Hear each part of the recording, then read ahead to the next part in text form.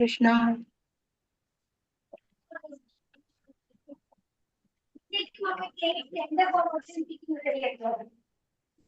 Hare Krishna.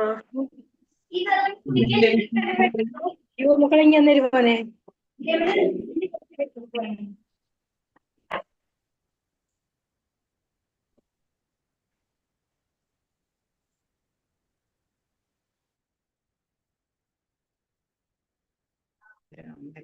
ഹരേ ഹരേ ഹരേ കൃഷ്ണ തുടങ്ങാം. ഇപ്പതായി തുടങ്ങുക. ഹരേ കൃഷ്ണ കൃഷ്ണ കൃഷ്ണ ഹരേ രാമ രാമ രാമ ഹരേ ഹരേ ഹരേ കൃഷ്ണ കൃഷ്ണ കൃഷ്ണ ഹരേ ഹരേ ഹരേ രാമ രാമ രാമ ഹരേ ഹരേ ഹരേ കൃഷ്ണ കൃഷ്ണ കൃഷ്ണ ഹരേ ഹരേ ഹരേ രാമ രാമ രാമ ഹരേ ഹരേ ഹരേ കൃഷ്ണ കൃഷ്ണ കൃഷ്ണ ഹരേ ഹരേ ഹരേ രാമ രാമ രാമ ഹരേ ഹരേ കൃഷ്ണ കൃഷ്ണ കൃഷ്ണ ഹരേ ഹരേ. വന്നിട്ടില്ല നമ്മളെ എണ്ണ. ഹരേ കൃഷ്ണ കൃഷ്ണ കൃഷ്ണ ഹരേ ഹരേ ഹരേ രാമ രാമ ഹരേ ഹരേ ഹരേ കൃഷ്ണ. ഹരേ കൃഷ്ണ എല്ലാവർക്കും പ്രണാമം. ഹരേ കൃഷ്ണ എല്ലാവർക്കും പ്രണാമം. ഓം നമോ ഭഗവതേ വാസുദേവായ. ഓം നമോ ഭഗവതേ വാസുദേവായ. ഓം നമോ ഭഗവതേ വാസുദേവായ. ഓം അജ്ഞാനതിമിരാന്തസ്യ ജ്ഞാനാഞ്ജനാശലാകയ ചക്ഷുരുന്മീലിതം യേന തസ്മൈ ശ്രീ ഗുരവേ നമഃ. നമോ വിഷ്ണുപാദായ കൃഷ്ണപ്രേഷ്ഠായ ഭൂതലേ ശ്രീമതേ ഭക്തിവേദാന്ത സ്വാമിനിധി നാമിനേ. നമസ്തേ സാരസ്വതേ ദേവേ ഗൗരവാണി പ്രചാരിണേ നിർവിശേഷ ശൂന്യവാദി പാശ്ചാത്യദേശതാരിണേ. ജയ ശ്രീ കൃഷ്ണ ചൈതന്യ പ്രഭു നിത്യാനന്ദ ശ്രീ അദ്വൈത ഗദാധര ശ്രീവാസാദി ഗൗര ഭക്തവൃന്ദ. ഹരേ കൃഷ്ണ കൃഷ്ണ കൃഷ്ണ ഹരേ ഹരേ ഹരേ രാമ രാമ രാമ ഹരേ ഹരേ. ഹരേ കൃഷ്ണ. ശ്രീ രാധാ ഗോവിന്ദ് ടെമ്പിൾ ഇസ്കോൺ മാംഗ്ലൂരിന്റെ 18 ദിവസത്തെ ഭഗവത്ഗീത ക്ലാസ്സിലേക്ക് എല്ലാവർക്കും സ്വാഗതം. ഹരേ കൃഷ്ണ, എല്ലാവർക്കും പ്രണാമം. ഹരേ കൃഷ്ണ മാതാജി. ഹരേ കൃഷ്ണ, എല്ലാവർക്കും പ്രണാമം. ഹരേ കൃഷ്ണ മാതാജി. ഹരേ കൃഷ്ണ എല്ലാവർക്കും പ്രണാമം. നമ്മുടെ അധ്യായം 9, 9ാമത്തെ അധ്യായം രാജവിദ്യ രാജഗുഹ്യ യോഗം. 9ാമത്തെ അധ്യായം രാജവിദ്യ രാജഗുഹ്യ യോഗം. എന്താണത്? രാജവിദ്യ ആയിട്ടുള്ളതും രാജവിദ്യ എന്ന് വെച്ചാൽ വിദ്യകളുടെ രാജാവ്. അതുപോലെ തന്നെ രാജഗുഹ്യം, ഗുഹ്യം എന്ന് വെച്ചാൽ രഹസ്യം. രാജഗുഹ്യം എന്ന് വെച്ചാൽ രഹസ്യങ്ങളില് പരമ രഹസ്യമായിട്ടുള്ള ഒരു കാര്യം. എന്തിനെ കുറിച്ചാണ് പറയുന്നത് അവിടെ? ഭക്തിയുത സേവനത്തെ കുറിച്ചാണ് പറയുന്നത് ഈ അധ്യായത്തില്. ഭക്തിയുത സേവനത്തെ കുറിച്ചാണ് ഈ അധ്യായത്തിൽ പറയുന്നത്. അതിനു മുന്നേ നമുക്ക് 8ാമത്തെ അധ്യായം ഒന്ന് പറഞ്ഞിട്ട് 9ലേക്ക് കടക്കാം. 8ാമത്തെ അധ്യായത്തിൽ നമ്മൾ എന്താണ് കണ്ടത്? അർജുനൻ ചോദിക്കുന്ന ചോദ്യങ്ങൾ എന്തെല്ലാം? ചോദ്യങ്ങൾ കണ്ടു. അതിനുള്ള ഉത്തരമൊക്കെ ഭഗവാൻ പറഞ്ഞു കൊടുത്തു അല്ലെ. പിന്നെ വേറെ എന്ത് പറഞ്ഞു? ഭഗവാൻ നൽകുന്ന ഉത്തരം പറഞ്ഞു. ശ്ലോകം 8 എന്താണ് ഭഗവാൻ പറയുന്നത്? പിന്നെ വേറെ എന്താ പറഞ്ഞിട്ടില്ല? എന്താ പറയണത്?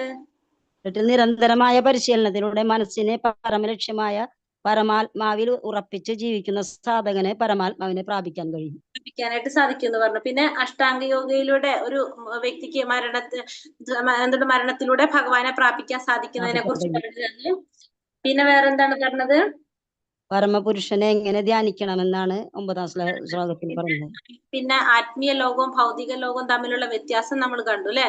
ഭൗതിക ലോകം ദുഃഖാലയമാണെന്ന് ഭഗവാൻ പറഞ്ഞു. ആത്മീയ ലോകം, ഭഗവാന്റെ ലോകം എങ്ങനെയാണെന്ന് ഭഗവാൻ പറഞ്ഞു? ചിന്താമണി ധാമം അല്ലെ. ഭഗവാന്റെ ധാമം ചിന്താമണി ധാമമാണെന്ന് നമ്മൾ കണ്ടു. പിന്നെന്താണ്? ഗോപീചന്ദനം ധരിക്കുന്നതിന്റെ ഗുണങ്ങൾ, ഗോപീചന്ദനത്തിന്റെ പ്രത്യേക ഗുണങ്ങള് അത് കണ്ടു. അപ്പൊ നമ്മള് അധ്യായം 8 അങ്ങനെ മനസ്സിലായിണ്ടാവും വിചാരിക്കുന്നു. കുറച്ചെങ്കിലും മനസ്സിലായോ? ഹരേ കൃഷ്ണ. അപ്പൊ ഈ അധ്യായം 9ലേക്കാണ് നമുക്ക് പോകേണ്ടത്. അധ്യായം 9 രാജവിദ്യ രാജഗുഹ്യ യോഗം.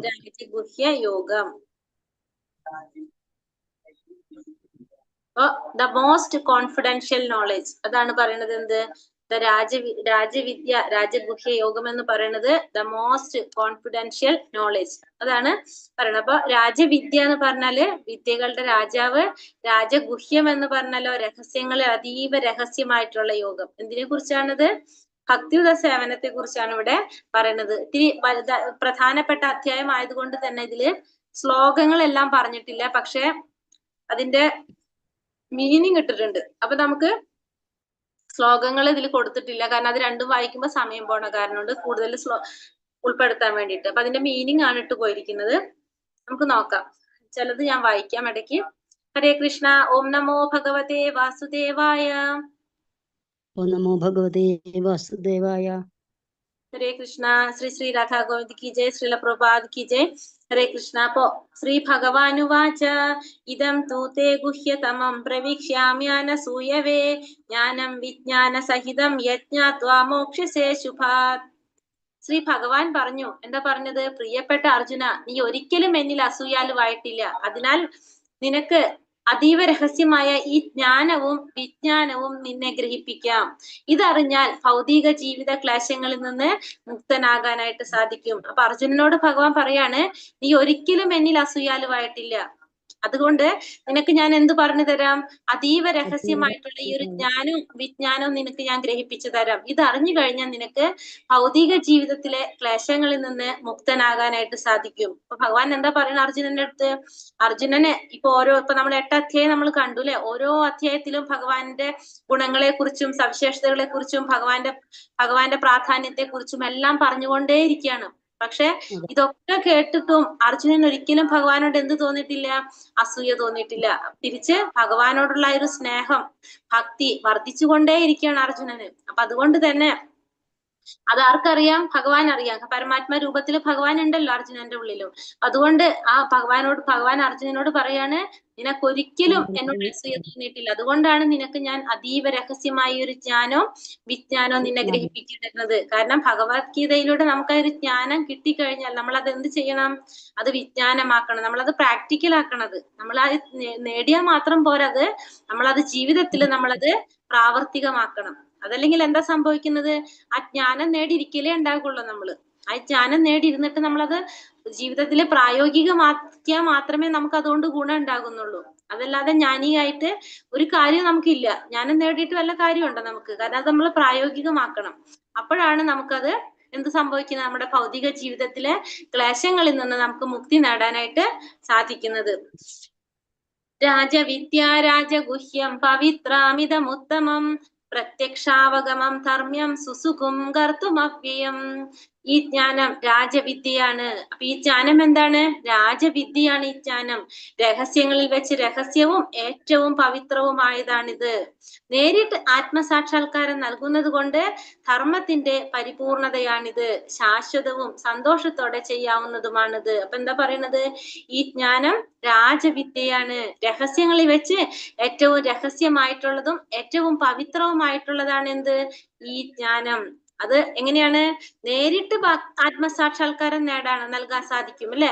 ഭക്തിയുടെ സേവനത്തിലൂടെ നമ്മൾ പറഞ്ഞു നേരിട്ട് എൻട്രി ആണെന്ന്. ഭക്തിയോഗം നമ്മൾ മനസ്സിലാക്കി ഭഗവാനെ നേരിട്ട് പ്രാപിക്കാനായിട്ട് സാധിക്കും. നമുക്ക് ആത്മസാക്ഷാത്കാരം നൽകുന്നത് കൊണ്ട് തന്നെ എങ്ങനെയാണത്? ധർമ്മത്തിന്റെ പരിപൂർണതയാണിത്.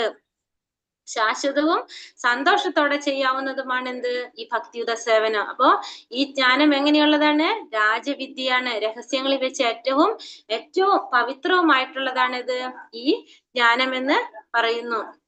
ഈ ഭക്തിയുത സേവനത്തിൽ വിശ്വാസമില്ലാത്തവർക്ക് എന്നെ പ്രാപിക്കാനാവില്ല ഹേ ശത്രുഞ്ജയ. അതുകൊണ്ട് അവർ ഈ ഭൗതിക ലോകത്തിൽ ജനന മരണങ്ങളുടെ വഴിയിലേക്ക് വീണ്ടും എത്തുന്നു. അപ്പോ ഇനി പറയാണ്, ഇത് ആരെ സംബന്ധിച്ചാ പറയണത്? വിശ്വാസികളെ സംബന്ധിച്ചാ പറയണത്. ഇനി വിശ്വാസമില്ലാത്തവർക്കാണെങ്കിലോ ഈ ഭക്തിയുടെ സേവനം വിശ്വാസമുള്ളവർക്ക് അത് ചെയ്യുള്ളൂ അല്ലെ? കാരണം ഭഗവാനിൽ വിശ്വാസമില്ലാത്തവർക്ക് ഭക്തിയുടെ സേവനം ചെയ്യാനായിട്ട് സാധിക്കുകയില്ല. ഭഗവാൻ അതിന് സമ്മതിക്കുകയില്ല. ഭക്തിയുടെ സേവനം ചെയ്യുമ്പോൾ നമ്മൾ പറഞ്ഞു ഭക്തി ഭഗവാൻ എല്ലാവർക്കും കൊടുക്കില്ല. ഭക്തി ഭഗവാൻ ആർക്ക് മാത്രമേ കൊടുക്കുള്ളൂ? അത്രയും നിഷ്കളങ്കരായ ഭക്തി, അതായത് ആ ഒരു ലെവലിലേക്ക് എത്തിയാൽ മാത്രമേ നമുക്ക് ഭക്തി കിട്ടുള്ളൂ. മുക്തി വേഗം കിട്ടാം, പക്ഷെ ഭക്തി ഭഗവാൻ വേഗം തരില്ല. കാരണം എന്താണ്? ഭക്തി കൊണ്ട് നമുക്ക് ഭഗവാനെ വിലക്കി മേടിക്കാനായിട്ട് സാധിക്കും. അപ്പോ വിശ്വാസമില്ലാത്തവർക്ക് ഒരിക്കലും ഭക്തിയുടെ സേവനത്തിൽ വിശ്വാസമില്ലാത്തവർക്ക് ഒരിക്കലും ഭഗവാനെ പ്രാപിക്കാനായിട്ട് സാധിക്കില്ല. ഹേ ശത്രുഞ്ജയ, അതുകൊണ്ട് അവർ ഈ ഭൗതിക ലോകത്തിൽ ജനന മരണങ്ങളുടെ വഴിയിലേക്ക് വീണ്ടും എത്തുന്നു. അപ്പോ അതുകൊണ്ട് തന്നെ വീണ്ടും എന്ത് വേണ്ടി വരും? ഈ ഭൗതിക ലോകത്തില് വീണ്ടും ജനനം എടുക്കേണ്ടതായിട്ട് വരും. അപ്പോ വിശ്വാസമില്ലാത്തവർക്ക് എന്ന് പറഞ്ഞ ആ വിശ്വാസം എന്നതുകൊണ്ട് നമ്മൾ എന്താ അർത്ഥാക്കുന്നത്? ഭക്തിയുടെ സേവനിൽ വിശ്വാസമില്ലാത്തവർക്ക്. വിശ്വാസം ഇല്ല എന്ന് പറഞ്ഞാൽ എന്താണ്? ഭഗവാനെ സേവിക്കുന്നത് കൊണ്ട് നമുക്ക് പരിപൂർണത നേടാൻ കഴിയുമെന്നുള്ള ഉറച്ചമായൊരു ബോധം, അല്ലെ?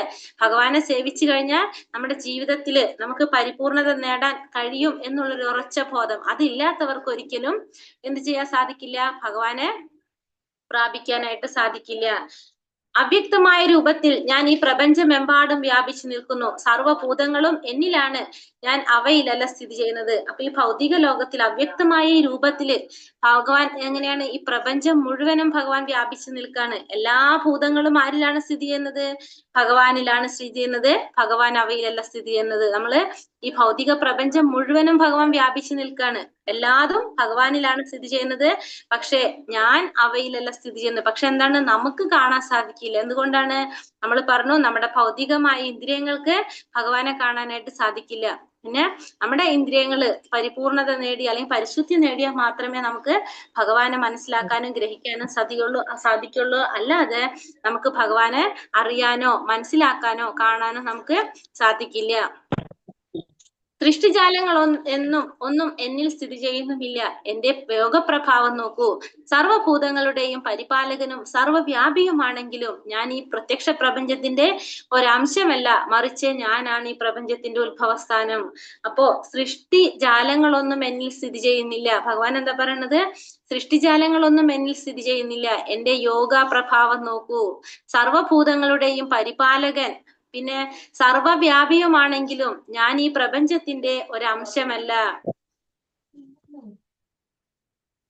മറിച്ച് ഞാനാണ് ഈ പ്രപഞ്ചത്തിന്റെ ഉത്ഭവസ്ഥാനം. അപ്പൊ ഭഗവാൻ എന്താ പറഞ്ഞ? എല്ലാ സൃഷ്ടിജാലങ്ങളും ഒന്നും എന്നിൽ സ്ഥിതി ചെയ്യുന്നില്ല. പക്ഷെ എന്റെ യോഗപ്രഭാവം നോക്കുക. എല്ലാ സർവഭൂതങ്ങളുടെയും പരിപാലകൻ ആരാണ്? ഭഗവാൻ തന്നെയാണ്. അപ്പോ പരിപാലകനും ഭഗവാൻ തന്നെയാണ്, സൃഷ്ടിയും ഭഗവാൻ തന്നെയാണ്, പിന്നെന്താണ്? സംഹരിക്കുന്നതും ഭഗവാൻ തന്നെയാണ്. വ്യാപിയാണെങ്കിലും ഞാൻ ഈ ഇങ്ങനെയാണെങ്കിലും ഭഗവാൻ എന്താണ്? ഈ പ്രപഞ്ചത്തിന്റെ ഒരു അംശമല്ല ഭഗവാൻ, മറിച്ച് ഈ പ്രപഞ്ചത്തിന്റെ ഉത്ഭവസ്ഥാനം ആരിൽ നിന്നാണ്? ഭഗവാനിൽ നിന്നാണെന്ന് ഭഗവാൻ പറയുന്നു. എങ്ങനെയാണോ ആകാശത്തില് സ്ഥിതി ചെയ്യുന്ന കാറ്റ് സ്ഥിതി ചെയ്തുകൊണ്ട് തന്നെ ശക്തിയുള്ള കാറ്റ് എല്ലായിടത്തും സഞ്ചരിക്കുന്നത്, അതുപോലെ സർവ്വ സൃഷ്ടികളും എക്കാലത്തും എന്നിലാണ് വിശ്രമിക്കുന്നത്. അപ്പോ ആകാശത്തില് കാറ്റ് സ്ഥിതി ചെയ്യുമ്പോഴെങ്ങനെയാണ് നമുക്ക് മനസ്സിലാക്കുന്നത്? ആ ആകാശത്തിൽ നിന്ന് എങ്ങോട്ടും അത് മാറുന്നില്ല, അല്ലെ? ആ കാറ്റിന്റെ ആവിർഭാവം എങ്ങനെയായിരിക്കും? അതിനെ നമുക്ക് ചലനത്തിലൂടെ മാത്രമേ നമുക്ക് മനസ്സിലാക്കാൻ സാധിക്കുള്ളൂ. പദാർത്ഥങ്ങളുടെ ചലനത്തിലൂടെ മാത്രം നമുക്ക് അറിയാൻ സാധിക്കും കാറ്റ് ഉണ്ടെന്നുള്ളത്. പക്ഷെ അതെങ്കിലും അത് സ്ഥിതി ചെയ്യുന്നത് എവിടെ തന്നെയാണ്? ആകാശത്തിൽ തന്നെയാണ്. അതേപോലെ തന്നെ സർവ്വ സൃഷ്ടികളും എക്കാലത്തും വിശ്രമിക്കുന്നത് എവിടെയാണ്? ഭഗവാനിൽ തന്നെയാണ് വിശ്രമിക്കുന്നത്. അപ്പൊ ആകാശത്തില് സ്ഥിതി ചെയ്തുകൊണ്ട് തന്നെ ശക്തിയുള്ള കാറ്റ് എല്ലായിടത്തും സഞ്ചരിക്കുന്നത് പോലെ എല്ലാ സൃഷ്ടികളും എക്കാലത്തും വിശ്രമിക്കുന്നത് ഭഗവാനിൽ തന്നെയാണ്. അപ്പൊ എല്ലാത്തിന്റെ ഉത്ഭവസ്ഥാനവും ഭഗവാനിൽ തന്നെയാണ്, എല്ലാം സ്ഥിതി ചെയ്യുന്നതും ഭഗവാനിൽ തന്നെയാണ്, സംഹരിക്കുന്നതും ആര് തന്നെയാണ്? ലാസ്റ്റ് ഭഗവാൻ തന്നെയാണ്. പ്രപഞ്ച പ്രവർത്തനം എന്റെ അധീനതയിലാണ്. ഇനി എന്താ ഭഗവാൻ പറയണത്? ഈ പ്രപഞ്ചത്തിന്റെ പ്രവർത്തനവും എന്റെ അധീനതയിലാണ്. എന്റെ ഇച്ഛയ്ക്കനുസരിച്ച് അത് വീണ്ടും വീണ്ടും ആവിർഭവിക്കുകയും ഒടുവിൽ തിരോഭവിക്കുകയും ചെയ്യുന്നു. അപ്പൊ പ്രപഞ്ചത്തിന്റെ പ്രവർത്തനം ആരിൽ തന്നെയാണ്? ആരുടെ അധീനതയിലാണ്? ഭഗവാന്റെ തന്നെ അധീനതയിലാണ്. അപ്പൊ ഭഗവാന്റെ ഇച്ഛയ്ക്കനുസരിച്ച് അത് വീണ്ടും വീണ്ടും ആവിർഭവിക്കുന്നു, ഒടുവിൽ അത് തിരോഭവിക്കുകയും ചെയ്യുന്നു. നമുക്കറിയാം, നമ്മൾ പഠിച്ചു, 7ാമത്തെ അധ്യായത്തിൽ നമ്മൾ കണ്ടു, പ്രപഞ്ചത്തിന്റെ പ്രപഞ്ചം സൃഷ്ടിക്കുന്നത് ആരാണ്? ഭഗവാന്റെ വിഷ്ണു മൂർത്തികൾ, അല്ലെ? ഭഗവാന്റെ പുരുഷാവതാരങ്ങൾ. ഏത് മൂർത്തിയാണ്? വിഷ്ണുമൂർത്തിയാണ് പ്രപഞ്ചം സൃഷ്ടിക്കുന്നത്. നമ്മൾ കണ്ടു. കാരണോദകശായ വിഷ്ണുവിലൂടെ പ്രപഞ്ചം സൃഷ്ടിക്കപ്പെടുന്നു. അതിനുശേഷം ഗർഭോദകശായ വിഷ്ണു പോകുന്നു, നമ്മൾ കണ്ടു, അല്ലെ? അപ്പൊ അതിനുശേഷം നമ്മൾ എന്താ പറയുക? ഇച്ഛയ്ക്കനുസരിച്ച് അത് വീണ്ടും വീണ്ടും ആവിർഭവിക്കുകയും ഒടുവിൽ തിരോഭവിക്കുകയും ചെയ്യുന്നത് എങ്ങനെയാണ്? ഭഗവാന്റെ നിയന്ത്രണത്തിലൂടെയാണ് ഇതെല്ലാം നടക്കുന്നത്. ധനഞ്ജയ, ഈ കർമ്മങ്ങൾക്കൊന്നും തന്നെ എന്നെ ബന്ധിക്കുവാൻ കഴിയില്ല. പക്ഷെ ഇങ്ങനെയൊക്കെ ആണെങ്കിൽ കൂടി ഇത്തരത്തിലുള്ള യാതൊരു കർമ്മങ്ങൾക്കും ആരെ ബന്ധിക്കാൻ കഴിയില്ല? ഭഗവാനെ ബന്ധിക്കാനായിട്ട് കഴിയില്ല. ഒരു ഭൗതിക പ്രവർത്തനങ്ങളോടും ബന്ധപ്പെടാതെ ഉദാസീനനെ പോലെയാണ് സ്ഥിതി ചെയ്യുകയാണ് ഞാൻ. അപ്പോ ഒരു ഭൗതിക പ്രവർത്തനങ്ങളോടും ബന്ധപ്പെടാതെ ഭഗവാൻ എങ്ങനെയാണ്? ഉദാസീനനെ പോലെയാണ് സ്ഥിതി ചെയ്യുന്നത്. യാതൊരു പ്രവർത്തനങ്ങളുമായിട്ടും ഭൗതികമായ പ്രവർത്തനങ്ങളുമായിട്ടും യാതൊരു ബന്ധവും ആർക്കില്ല? ഭഗവാനില്ല. എങ്ങനെയാണ്? ഒരു ഉദാഹരണോടെ ശ്രീല പ്രഭുപാദർ പറയുന്നുണ്ട്. ഒരു തന്റെ കൽപ്പന പ്രകാരം, അതായത് ഒരു ജഡ്ജി ഒരാളെ തൂക്കിക്കൊല്ലാൻ വിധിക്കുകയാണ്. അപ്പൊ അയാള് തൂക്കിക്കൊല്ലാൻ വിധിക്കുമ്പോ എന്താണ്? ആ വ്യക്തി തൂക്കിക്കൊല്ലാൻ അല്ലെ. അപ്പൊ മറ്റൊരു യാതൊരു വിധത്തിലുള്ള ലാഭനഷ്ടങ്ങളൊന്നും അദ്ദേഹത്തെ ബാധിക്കുന്നില്ല. അപ്പൊ ജഡ്ജി ഇതിൽ എങ്ങനെയാണ്? ഉദാസീനനാണ്. ആ ജഡ്ജി ചെയ്യുന്നത് അദ്ദേഹത്തിന്റെ കർത്തവ്യം മാത്രമാണ് ചെയ്യുന്നത്. പക്ഷെ അതിൽ യാതൊരു റോളും ആർക്കില്ല? ആ ജഡ്ജിക്കില്ല. അതിലൊരു ലാഭമോ നഷ്ടമോ അതൊന്നും ആർക്കില്ല? ആ അദ്ദേഹത്തിന് ഇതൊന്നും ബാധിക്കുന്നില്ല. അതേപോലെയാണ് ഭഗവാന്റെ സ്ഥിതി. കാരണം അത് നടപ്പിലാക്കുന്നു എന്നല്ലാതെ അതിനായിട്ട് യാതൊരു ബന്ധവും ആർക്കില്ല? ആ ജഡ്ജിക്കില്ല. അതേപോലെയാണ് ഭഗവാൻ ഒരു ഉദാസീനനെ പോലെയാണ് സ്ഥിതി ചെയ്യുന്നത്. മയാധ്യക്ഷേണ പ്രകൃതി സൂയതേ സചരാചരം ഹേതുനാനേന കൗന്ദേയ ജഗത് വിപരിവർത്തതേ. അല്ലയോ കുന്തി പുത്ര, എന്റെ ശക്തിവിശേഷങ്ങളിൽ ഒന്നായ ഈ ഭൗതിക പ്രകൃതി എന്റെ നിർദ്ദേശമനുസരിച്ച് ചരാചരങ്ങളെയെല്ലാം സൃഷ്ടിക്കുന്നു. ഈ നിയമം അനുസരിച്ച് വീണ്ടും വീണ്ടും പ്രപഞ്ചം സൃഷ്ടിക്കുകയും സംഹരിക്കുകയും ചെയ്യുന്നു. അപ്പൊ ഭഗവാന്റെ ശക്തിവിശേഷങ്ങളിൽ ഒന്നായ ഭൗതിക പ്രകൃതി നമ്മൾ പഠിച്ചില്ലേ? ഭഗവാന്റെ രണ്ട് ശക്തികൾ ഏതൊക്കെയായിരുന്നു? ഒന്ന് ഇന്നലെ പഠിച്ചത്, മിഞ്ഞാന്ന് പഠിച്ചില്ലേ? നമ്മൾ 7ാമത്തെ അധ്യായത്തിൽ കണ്ടു. രണ്ട് ശക്തികൾ ഏതൊക്കെയായിരുന്നു? ഒന്ന് ഉത്കൃഷ്ട ശക്തിയും അധമശക്തി. ഉത്കൃഷ്ട ശക്തി ഏതായിരുന്നു? ജീവഗണങ്ങള്. അധമശക്തിയായിരുന്നു ഭൗതിക പ്രകൃതി. അതില് അധമശക്തിയായ ഭൗതിക പ്രകൃതി എന്റെ നിർദ്ദേശം അനുസരിച്ച് ചരാചരങ്ങളെ എല്ലാം സൃഷ്ടിക്കുന്നു. അപ്പൊ എല്ലാ ചരാചരങ്ങളെ സൃഷ്ടിക്കുന്നത്, ഭൗതിക പ്രകൃതി സൃഷ്ടിക്കുന്നത് ആരുടെ നിർദ്ദേശത്തിനനുസരിച്ചാണ്? ഭഗവാന്റെ നിർദ്ദേശത്തിനനുസരിച്ചാണ്. ഈ നിയമം അനുസരിച്ച് വീണ്ടും വീണ്ടും പ്രപഞ്ചം സൃഷ്ടിക്കുകയും സംഹരിക്കുകയും ചെയ്യുന്നു. അപ്പോ ഭഗവാന്റെ ഇഷ്ടത്തിനനുസരിച്ച്, ഭഗവാന്റെ ഇച്ഛയ്ക്കനുസരിച്ച് ഭൗതിക പ്രകൃതി എന്ത് ചെയ്യാണ്? ചരാചരങ്ങളെല്ലാം സൃഷ്ടിക്കുന്നതും ആ നിയമം അനുസരിച്ച് വീണ്ടും വീണ്ടും പ്രപഞ്ചം സൃഷ്ടിക്കുന്നതും സംഹരിക്കുകയും ചെയ്യുന്നത് ആരാണ്? ഭൗതിക പ്രകൃതി. അവരുടെ നിർദ്ദേശത്തിനനുസരിച്ച്, ഭഗവാന്റെ നിർദ്ദേശത്തിനനുസരിച്ച്. അപ്പൊ എല്ലാ ഭൗതിക പ്രകൃതിയുടെ ഫുള്ള് നിയന്ത്രണം ആരുടെ കയ്യിലാണ്? ഭഗവാന്റെ കയ്യിലാണ്. ഭൗതിക പ്രകൃതി പ്രവർത്തിക്കുന്നത് ഭഗവാന്റെ ഇച്ഛയ്ക്കനുസരിച്ചാണ് എന്ന് നമുക്ക് ഇതിൽ നിന്ന് മനസ്സിലാക്കാനായിട്ട് സാധിക്കും. അവജാനന്തി മാ മൂഢ മാനുഷീം തനുമാശ്രിതം പരം ഭാവമജാനന്തോ മമാ ഭൂത മഹേശ്വരം. മനുഷ്യരൂപത്തിൽ അവതരിക്കുന്ന എന്നെ മൂഢന്മാർ നിന്ദിക്കുന്നു. എല്ലാറ്റിനും ഈശ്വരനായ എന്റെ അതീന്ദ്രിയ സ്വഭാവം അവർക്ക് അറിഞ്ഞുകൂടാ. പിന്നെന്താ പറയണത്? ഈ മനുഷ്യരൂപത്തിൽ അവതരിക്കുന്ന എന്നെ എന്താണ് ചിന്തിക്കുന്നത്? മൂഢന്മാരെന്നെ നിന്ദിക്കുകയാണ് ചെയ്യുന്നത്. എല്ലാറ്റിനും ഈശ്വരനായ എന്റെ അതീന്ദ്രിയ സ്വഭാവത്തെ കുറിച്ച് അവർക്ക് അറിഞ്ഞുകൂടാ. അപ്പൊ മനുഷ്യരൂപത്തില് ഭഗവാൻ പ്രത്യക്ഷപ്പെട്ടു കഴിഞ്ഞാല് അദ്ദേഹത്തെ ഒരു സാധാരണ മനുഷ്യനായിട്ടാണ് ആര് കരുതുന്നത്? മൂഢന്മാരെല്ലാവരും കാണുന്നത്. അവർക്ക് ഭഗവാനെ മനസ്സിലാക്കാനായിട്ട് സാധിക്കില്ല. ഭഗവാൻ മനുഷ്യരൂപത്തിൽ ഭഗവാൻ അവതരിച്ചു കഴിഞ്ഞാൽ അത് ഭഗവാനാണെന്ന് മനസ്സിലാക്കാനായിട്ട് മൂഢന്മാർക്ക് സാധിക്കില്ല. അവര് ഭഗവാനെ നിന്ദിക്കുകയാണ് ചെയ്യുന്നത്. എല്ലാറ്റിന്റെയും ഈശ്വരനായ എന്റെ അതീന്ദ്രിയ സ്വഭാവം അവർക്ക് അറിഞ്ഞുകൂടാ. അപ്പൊ അവർക്ക് ഭഗവാന്റെ അതീന്ദ്രിയ സ്വഭാവത്തെ കുറിച്ച് അവർക്ക് അറിഞ്ഞുകൂടാ. കാരണം എന്താണ്? അവര് ഒരിക്കലും ഭഗവാനെ കുറിച്ച് അറിയാൻ അവർ ആഗ്രഹിക്കുന്നില്ല. അവര് ഭഗവാനെ കുറിച്ച് അറിയാനായിട്ട് ഒരിക്കലും ആഗ്രഹിക്കുന്നില്ല. അതുകൊണ്ട് തന്നെ അവർക്ക് ഭഗവാന്റെ അതീന്ദ്രിയ സ്വഭാവം ഗ്രഹിക്കാനായിട്ട് സാധിക്കില്ല. അപ്പൊ ഭഗവാൻ ആരാണെന്നോ, ഭഗവാന്റെ ആ ആനന്ദമയനായിട്ടുള്ള ജ്ഞാനമയവുമായ ഒരു സ്വഭാവം ഭഗവാന്റെ മനസ്സിലാക്കണമെങ്കിൽ എന്ത് വേണം? ഭഗവാനോട് ഭക്തി ഉണ്ടെങ്കിൽ, അചഞ്ചലമായ ഭക്തി ഉണ്ടെങ്കിൽ മാത്രമേ ഭഗവാനെ കുറിച്ച് അറിയാനായിട്ട് സാധിക്കുള്ളൂ. അല്ലെങ്കിൽ നമ്മൾ കണ്ടു, ഭഗവാനെ മൂഢന്മാരിൽ നിന്ന് മറച്ചു പിടിക്കുകയാണ് ഭഗവാന്റെ അന്തരംഗ ശക്തിയായിട്ടുള്ള യോഗമായ. ഭഗവാൻ എന്ത് ചെയ്യാണ്? ആ മൂഢന്മാരിൽ നിന്നും ഭഗവാനെ മറച്ചു പിടിക്കുകയാണ് ചെയ്യുന്നത്. മോഹാശാമോഹ കർമാണോ മോഹജ്ഞാന വിചേതസഃ രാക്ഷസീം ആസുരീം ചൈവ പ്രകൃതി മോഹിനീം ശ്രിത. ഇങ്ങനെ മോഹിതരായവർ ആസുരങ്ങളും നിരീശ്വരവാദങ്ങളുമായ ആശയങ്ങളാൽ ആകൃഷ്ടരാകുന്നു. ആ വ്യാമോഹാവസ്ഥയിൽ മുക്തിയെക്കുറിച്ചുള്ള പ്രതീക്ഷകളും ഫലോദിഷ്ട കർമ്മങ്ങളും ജ്ഞാനാർജനവും എല്ലാം പാഴായി പോകും. അപ്പൊ ഇങ്ങനെയുള്ളവരെന്താണ്? ഇങ്ങനെ മോഹിതരായവര് ആസുരങ്ങളും നിരീശ്വരവാദപരങ്ങളുമായ ആശയങ്ങളാൽ ആകൃഷ്ടരായിക്കൊണ്ടിരിക്കും. അപ്പൊ ഭഗവാനെ കുറിച്ച് ഈ ആസുരിക സ്വഭാവത്തിലുള്ളവർക്ക് ഒരിക്കലും മനസ്സിലാക്കാൻ സാധിക്കില്ല. അവർക്ക് എന്താ സംഭവിക്കുന്നത്? ഇങ്ങനെ മോഹിതരായവര് ആസുരങ്ങളും നിരീശ്വരവാദ പരങ്ങളുമായിട്ടുള്ള ആശയങ്ങളാല് അവര് ആകർഷകരായിക്കൊണ്ടിരിക്കും. ആസുരികമായിട്ടുള്ള കാര്യങ്ങളിൽ അവർ ആകർഷകരായിക്കൊണ്ടിരുന്നാൽ എന്താ സംഭവിക്കുന്നത്? വീണ്ടും വീണ്ടും അവർ താഴത്തേക്ക് പോയിക്കൊണ്ടിരിക്കും. അങ്ങനത്തെ ഒരു അവസ്ഥയില്, ആ വ്യാമോഹ അവസ്ഥയില് അവര് മുക്തിക്ക് വേണ്ടി ചെയ്ത കാര്യങ്ങള്, അവരുടെ മുക്തിക്ക് വേണ്ടി ചെയ്ത പ്രതീക്ഷകളോ ഫലോദിഷ്ട കർമ്മങ്ങളോ ജ്ഞാനാർജനവോ ഒക്കെ അവരെ പാഴായി പോകും. അവർക്ക് ഒരിക്കലും ആരെ അറിയാൻ സാധിക്കില്ല? ഭഗവാൻ അറിയാനായിട്ട് സാധിക്കില്ല.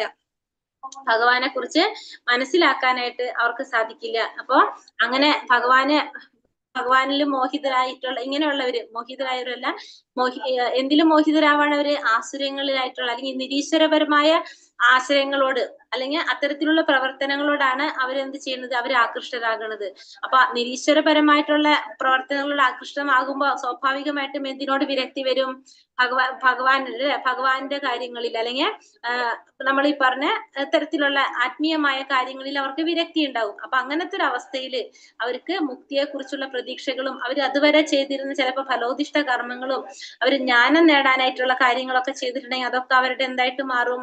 ഒക്കെ അത് പാഴായിട്ട് പോകാണ് ചെയ്യുന്നത്. അതൊന്നും അവർക്ക് ഗുണം കിട്ടില്ല. അപ്പൊ അങ്ങനെ ഭഗവാൻ ഒരു സാധാരണ മനുഷ്യനായിട്ട് കാണുന്നത് എന്താണ്? ഏറ്റവും വലിയൊരു അപരാധമായിട്ടാണ് പറയുന്നത്. ഒരു മിനിറ്റ്.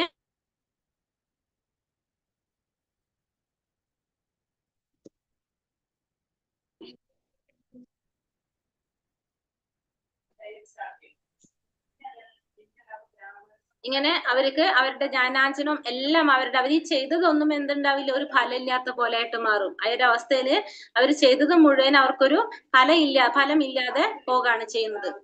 മഹാത്മനസ്തു മാം പാർത്ഥ ദൈവീം പ്രകൃതിമാശ്രിതാഃ ഭജന്ത്യാനന്യ മനസോ ജ്ഞാതോ ഭൂതാദിമവ്യയം.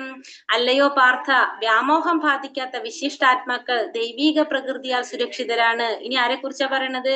വ്യാമോഹം ബാധിക്കാത്ത വിശിഷ്ടാത്മാക്കളെ കുറിച്ച്. വിശിഷ്ടാത്മാക്കള് ദൈവീക പ്രകൃതിയാൽ സുരക്ഷിതരാണവർ. സർവഭൂതങ്ങൾക്കും ആദി കാരണവും അവ്യയനുമായ പരമപുരുഷനാണ് ഞാനെന്നറിഞ്ഞുകൊണ്ട് അവർ എപ്പോഴും ഭക്തിപൂർവം എന്റെ സേവനത്തിൽ മുഴുകുന്നു. ഇപ്പോ വ്യാമോഹം ബാധിക്കാത്ത വിശിഷ്ടാത്മാക്കൾ എങ്ങനെയാണ്?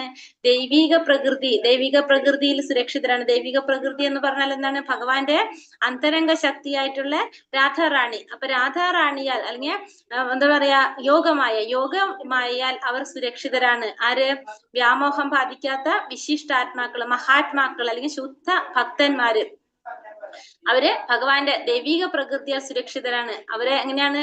സർവഭൂതങ്ങൾക്കും ആദി കാരണവും അവ്യയനുമായ പരമപുരുഷനാണ് ഞാൻ എന്നറിഞ്ഞുകൊണ്ട് അവർക്ക് ഭഗവാനെ ശരിയായ രീതിയിൽ മനസ്സിലാക്കാൻ സാധിച്ചവരായിരിക്കും ശുദ്ധ ഭക്തന്മാര്. അവർക്കറിയാം സർവഭൂതങ്ങളുടെയും ആദി കാരണനാണ് ഭഗവാൻ, പിന്നെ അവ്യയനുമാണ് ഭഗവാൻ എന്ന് അറിഞ്ഞുകൊണ്ട് അവർ എപ്പോഴും ഭക്തിപൂർവം എന്റെ സേവനത്തിൽ മുഴുകുന്നു. അപ്പോ ഭഗവാന്റെ പരിശുദ്ധ ഭക്തന്മാര് അല്ലെങ്കിൽ മഹാത്മാക്കൾ എപ്പോഴും എങ്ങനെയാണ്?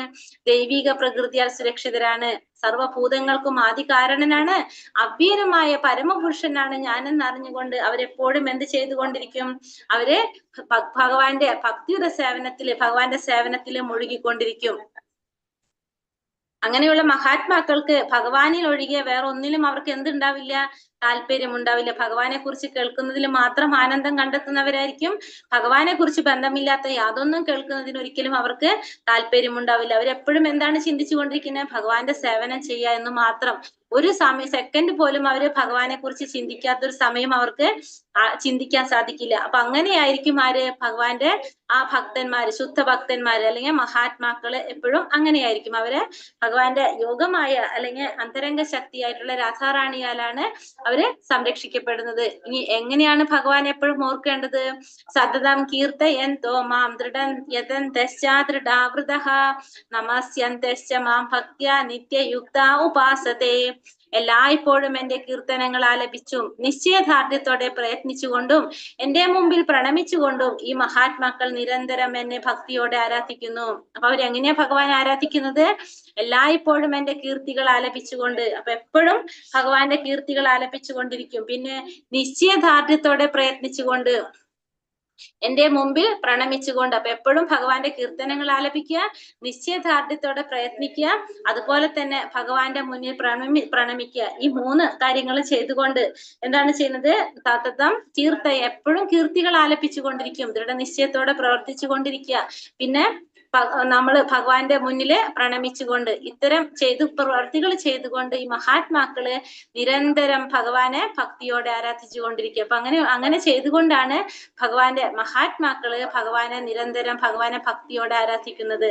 സതതം കീർത്തയന്തോ മാം യദന്തശ്ച ദൃഢാവൃതഃ നമസ്യന്തശ്ച മാം ഭക്ത്യ നിത്യയുക്ത ഉപാസതേ. അപ്പൊ ഭഗവാന്റെ മുന്നിൽ പ്രണമിക്കുക, പിന്നെന്താണ്? ഭക്തിയോടെ ഭഗവാനെ സ്മരിച്ചുകൊണ്ടിരിക്കുക, ആരാധിച്ചുകൊണ്ടിരിക്കുക, കീർത്തികൾ ആലപിക്കുക, നിശ്ചയദാർഢ്യത്തോടെ പ്രയത്നിച്ചു കൊണ്ടിരിക്കുക. അങ്ങനെയാണ് മഹാത്മാക്കൾ നിരന്തരം ഭക്തിയോടെ ഭഗവാനെ ആരാധിച്ചു കൊണ്ടിരിക്കുന്നത്. അങ്ങനെ ചെയ്യുമ്പോ എന്താണ്?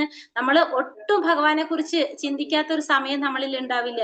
പിന്നെ എപ്പോഴും ഭഗവാനെ കീർത്തിച്ചു കൊണ്ടിരിക്കുമ്പോഴോ ഭഗവാൻ എപ്പോഴും സന്തോഷിച്ചു കൊണ്ടിരിക്കും. ഭഗവാൻ സന്തോഷിക്കുമ്പോൾ ഓട്ടോമാറ്റിക്കലി ആര് സന്തോഷിക്കും?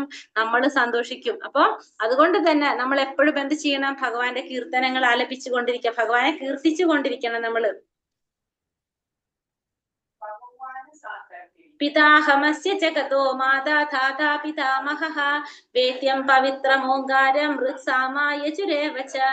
ലോകത്തിന്റെ അമ്മയും അച്ഛനും രക്ഷകനും പിതാമഹനും ഞാൻ തന്നെ. അറിയേണ്ടതും എന്നെ കുറിച്ച് പവിത്രമാകുന്നതും ഞാൻ തന്നെ. പ്രണവവും ഋക് സാമ യജുർവേദങ്ങളും ഞാൻ തന്നെയാണ്. അപ്പോ ലോകത്തിന്റെ അച്ഛനും അമ്മയും രക്ഷകനും പിതാമഹനും എല്ലാം ആര് തന്നെയാണ്? ഭഗവാൻ തന്നെയാണെന്ന് പറയാണ്. പിതാഹമസ്യ ജഗതോ മാതാ ധാതാ പിതാമഹഃ എന്ന് പറയുന്നത്. അപ്പൊ ലോകത്തിന്റെ അച്ഛനും അമ്മയും രക്ഷകനും പിതാമഹനും എല്ലാം ഭഗവാൻ തന്നെയാണ്. പിന്നെ വേദ്യം പവിത്രമോങ്കാരം മൃത്സാമായചുരേവച്ച. എന്താണ്? അറിയേണ്ടത് ഭഗവാനെ കുറിച്ചാണ്. പവിത്രമാകുന്നതും ആരാണ്? ഭഗവാനാണ്. ഭഗവാനെ കുറിച്ച് അറിയും തോറുമാണ് നമ്മൾ എന്താകുന്നത്? പവിത്രമാകുന്നത്, അല്ലെ?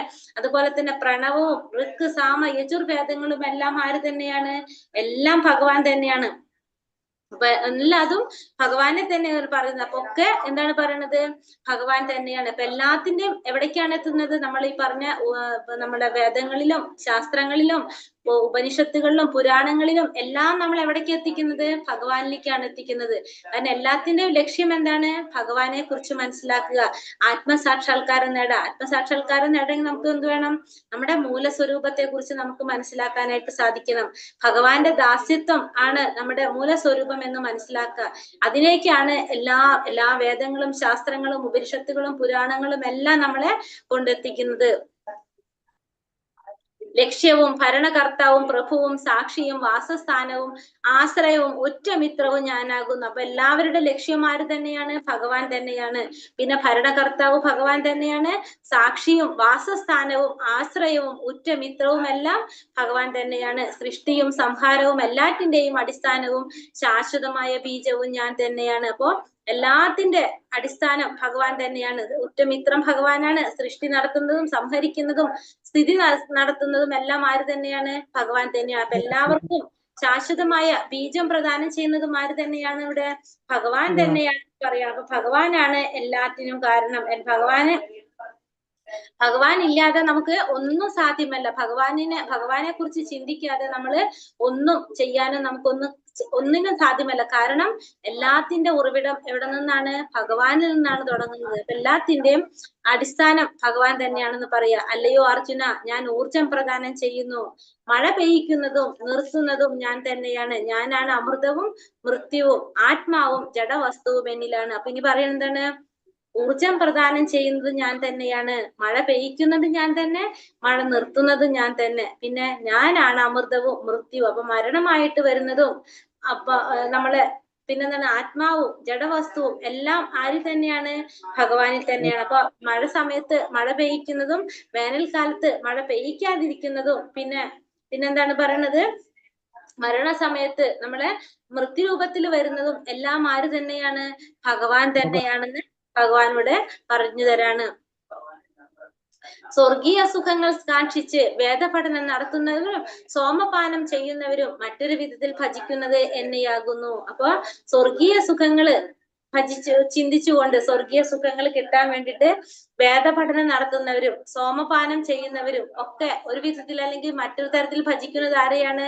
എന്നെ തന്നെയാണ് ഭജിക്കുന്നത്. പാപഫലങ്ങളിൽ നിന്ന് മുക്തരായി പുണ്യലോകമായ ഇന്ദ്രന്റെ സ്വർഗത്തിൽ പ്രവേശിച്ച് അവർ ദിവ്യ സുഖങ്ങൾ അനുഭവിക്കുന്നു. അപ്പൊ നമ്മള് സ്വർഗരാജ്യത്ത് പോകാനായിട്ടില്ല, നമുക്ക് സ്വർഗ സുഖങ്ങൾ അനുഭവിക്കാൻ വേണ്ടി നമ്മൾ എന്ത് ചെയ്യും? പുണ്യപ്രവർത്തികൾ ചെയ്യും. നമ്മൾ പറഞ്ഞു എന്തൊക്കെ ചെയ്യാം? വേദപഠനം നടത്തുക, യജ്ഞങ്ങൾ ആചരിക്കുക, ദാനങ്ങൾ ചെയ്യുക. പിന്നെ വേറെ എന്താണ്? യജ്ഞങ്ങള്, ദാനങ്ങള്, പിന്നെ വേറെ എന്തോരം കൂടി ഉണ്ടല്ലോ. യജ്ഞങ്ങൾ അനുഷ്ഠിക്കുക, ദാനങ്ങൾ ചെയ്യുക, യജ്ഞവും ദാനവും തപസ്സുകൾ അനുഷ്ഠിക്കുക. പിന്നെന്താണ്? യജ്ഞം, ദാനം, തപസ്. ഓർമ്മയുണ്ടോ ആർക്കെങ്കിലും? ഹരേ കൃഷ്ണൻ. പിന്നെന്തോ വേറെ ഒരെണ്ണം കൂടി ഉണ്ടായിരുന്നു. യജ്ഞവും ദാനവും തപസ്സും. ഇതൊക്കെ നമ്മളെ വേദപഠനം അല്ലെ. അപ്പൊ ഇതൊക്കെ നമ്മൾ എന്തിലേക്കാണ് എത്തിക്കുന്നത്? നമുക്ക് പുണ്യപ്രവർത്തികൾ പുണ്യങ്ങൾ അനുഭവിക്കാൻ വേണ്ട. ആ പുണ്യങ്ങൾ ചെയ്യുമ്പോൾ അതിനനുസരിച്ച് നമ്മൾ എവിടെ പോയി ജനിക്കും? പുണ്യലോകത്ത് പോയി ജനിക്കും. പുണ്യലോകം എന്ന് വെച്ചാൽ എവിടെയാണ്? മിനിറ്റ്.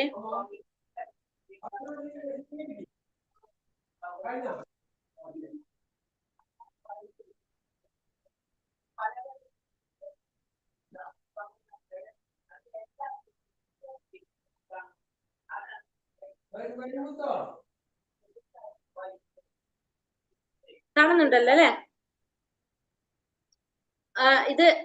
ഇതാണ് നമ്മള് ഏറ്റവും മുകളിൽ കാണുന്നതാണ് ഗോലോക വൃന്ദാവനം. നമ്മൾ ഇന്നലെ ഭഗവാൻ പറഞ്ഞല്ലേ, ചിന്താമണി ധാമം എന്ന് പറഞ്ഞ ഗോലോക വൃന്ദാവനാണ്.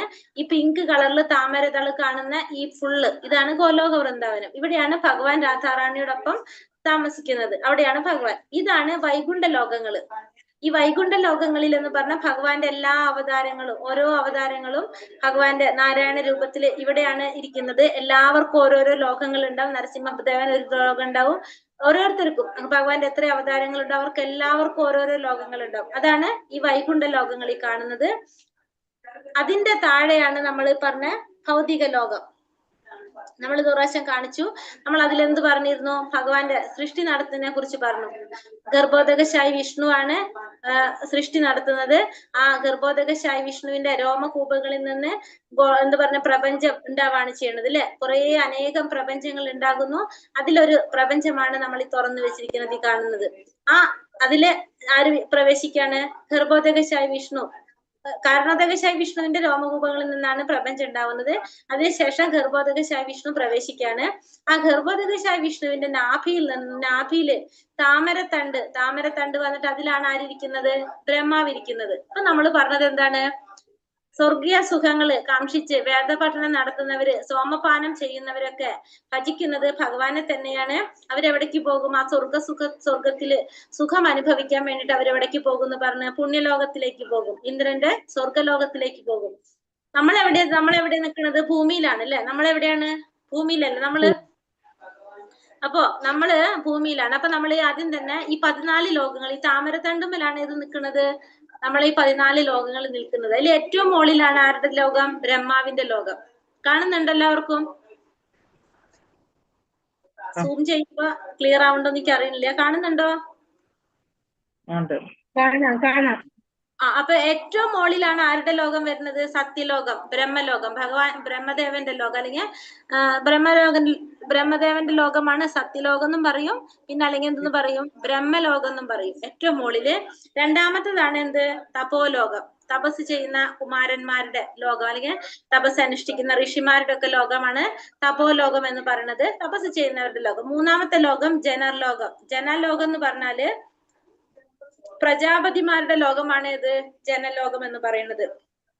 അടുത്തതാണ് മഹർലോകം. മഹർലോകം എന്ന് പറഞ്ഞാല് മുനിമാരുടെ, ഋഷിമാരുടെ ലോകങ്ങളാണ് എന്ത്?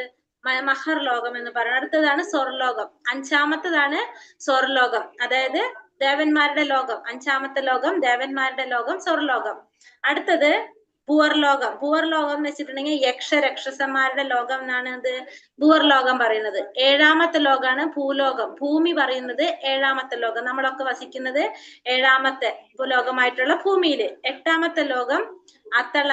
പിന്നെ 9 വിത്തള, സൂത്തള, തലാത്തള, മഹാതള, രസാതള, പാതാളം എന്ന് പറഞ്ഞിട്ടുള്ള ബാക്കി ദാനവന്മാരുടെ ലോകം, നാഗന്മാരുടെ, ദൈത്യന്മാരുടെ, അങ്ങനെ ഓരോരുത്തരുടെ ലോകം. അതിനുശേഷം പിന്നെ വരുന്നത് താഴെ വരുന്നതൊക്കെ പാതാള ലോകങ്ങൾ. പാതാളത്തിന് താഴെ പാതാള ലോകം 14ാമത്തെ വന്ന് അതിനുശേഷം നരകലോകങ്ങൾ വരും. ഇനി ബാക്കിയൊക്കെ നരകലോകങ്ങൾ വരും. അപ്പൊ ഇത് 7 14 ലോകങ്ങൾ നമ്മൾ ഈ കാണുന്നതാണ്. അപ്പൊ അതില് നമ്മൾ നിൽക്കുന്നത് 7ാമത്തെ ലോകം, ഭൂമിയിലാണ് നമ്മൾ നിൽക്കുന്നത്. 5ാമത്തതാണ് സ്വർലോകം. അപ്പൊ നമ്മള് ദേവന്മാരെ ആരാധിക്കുമ്പോ നമ്മൾ എവിടേക്കാ പോണത്? ദേവന്മാരെ ആരാധിച്ച് നമ്മൾ എവിടെ പോകുന്നു പറഞ്ഞു? ദേവന്മാരുടെ ലോകത്ത് പോയി ജനിക്കുന്നു. അപ്പൊ 7ൽ നിന്ന് നമ്മൾ എവിടേക്ക് പോകും? 5ലോട്ട് പോകും, നമ്മൾ മുകളിലേക്ക് പോകും. അപ്പൊ നമ്മള് ഏത് ദേവനെയാണോ നമ്മൾ ആരാധിക്കുന്നത് അവരുടെ ലോകത്ത് പോകുമ്പോ നമ്മൾ ഈ 5ാമത്തെ ലോകത്തിലേക്കാണ് പോകുന്നത്.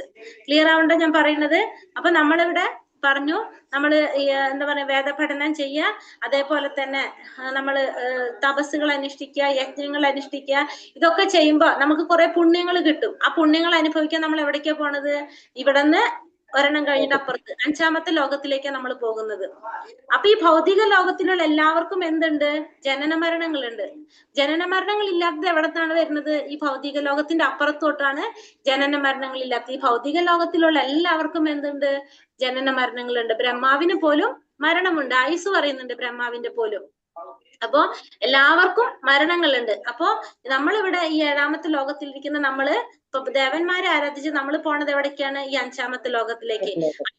നമ്മള് ഇപ്പൊ പറഞ്ഞു മറ്റുള്ള പ്രേതം ഭൂത അതിനൊക്കെ ആരാധിക്കുകയാണെങ്കിൽ നമ്മൾ എവിടേക്ക് പോകും? താഴ്ന്ന ലോകങ്ങളിലേക്ക് പോയിക്കൊണ്ടിരിക്കും അല്ലെ? അത്തള്ള വിത്തള്ള പിന്നെ അല്ലെങ്കിൽ പാതാള ലോകങ്ങൾ അല്ലെങ്കിൽ നരക ലോകങ്ങളിലേക്കൊക്കെ നമ്മൾ പോയിക്കൊണ്ടിരിക്കും. അപ്പോ ഇവിടെ നമുക്ക് മനസ്സിലാക്കി തരുന്നതാണ് പറഞ്ഞു വന്നത്. അപ്പൊ ഭൗതിക ലോകത്തിലുള്ള ഏതിൽ പോയാലും നമുക്ക് എന്തുണ്ട്? ജനന മരണങ്ങളുണ്ട്. നമുക്ക് ജനന മരണങ്ങൾ ഇല്ലാതിരിക്കണമെങ്കിൽ നമ്മൾ എന്ത് വേണം? ഈ ഭൗതിക ലോകത്തിന്റെ അപ്പുറത്തേക്ക് കടക്കണം. ഈ ഭൗതിക ലോകത്തിന്റെ ഇപ്പുറത്തേക്ക് പോയി കഴിഞ്ഞാലാണ് എന്തില്ലാത്തത്? ജനന മരണങ്ങള് ഇല്ലാത്തത്. അല്ലാത്തടത്തൊക്കെ എന്തുണ്ട്? ജനന മരണങ്ങള് ഉള്ളതാണ്. അപ്പോ നമ്മളിപ്പോ ദേവന്മാരെ ആരാധിച്ചു കഴിഞ്ഞാല് ദേവന്മാരുടെ ലോകത്ത് പോകും. അപ്പൊ അവിടെ ചെന്ന് കഴിഞ്ഞാൽ നമ്മൾ എന്താണ്? ആ പുണ്യങ്ങൾ മുഴുവൻ അനുഭവിച്ചു കഴിഞ്ഞാൽ 5ൽ നിന്ന് നമ്മൾ എവിടേക്ക് വീണ്ടും വരണം? 7ലേക്ക് വരണം. 5ാമത്തെ ലോകാണ് ദേവലോകം. അപ്പൊ അവിടെ നമ്മൾ അത് അനുഭവിച്ചു കഴിഞ്ഞാൽ വീണ്ടും നമ്മൾ 7ലേക്ക് തിരിച്ചു വരേണ്ടി വരും. അത് പിന്നെ നമ്മൾ പുണ്യം ചെയ്താൽ വീണ്ടും നമ്മൾ പോകും. അതിങ്ങനെ അങ്ങോട്ടും ഇങ്ങോട്ടും നടന്നുകൊണ്ടേയിരിക്കും. അപ്പൊ നമ്മൾ എവിടേക്കാ പോകാൻ നോക്കേണ്ടത്? ഭഗവാന്റെ ലോകത്തിലേക്ക് പോകാനാണ്. അല്ലെങ്കിൽ ഈ ഭൗതിക ലോകത്തിന്റെ അപ്പുറത്തേക്ക് കടന്നാലാണ് നമുക്ക് ജനന മരണങ്ങള് ഇല്ലാത്തത്. ക്ലിയർ ആയി എല്ലാവർക്കും?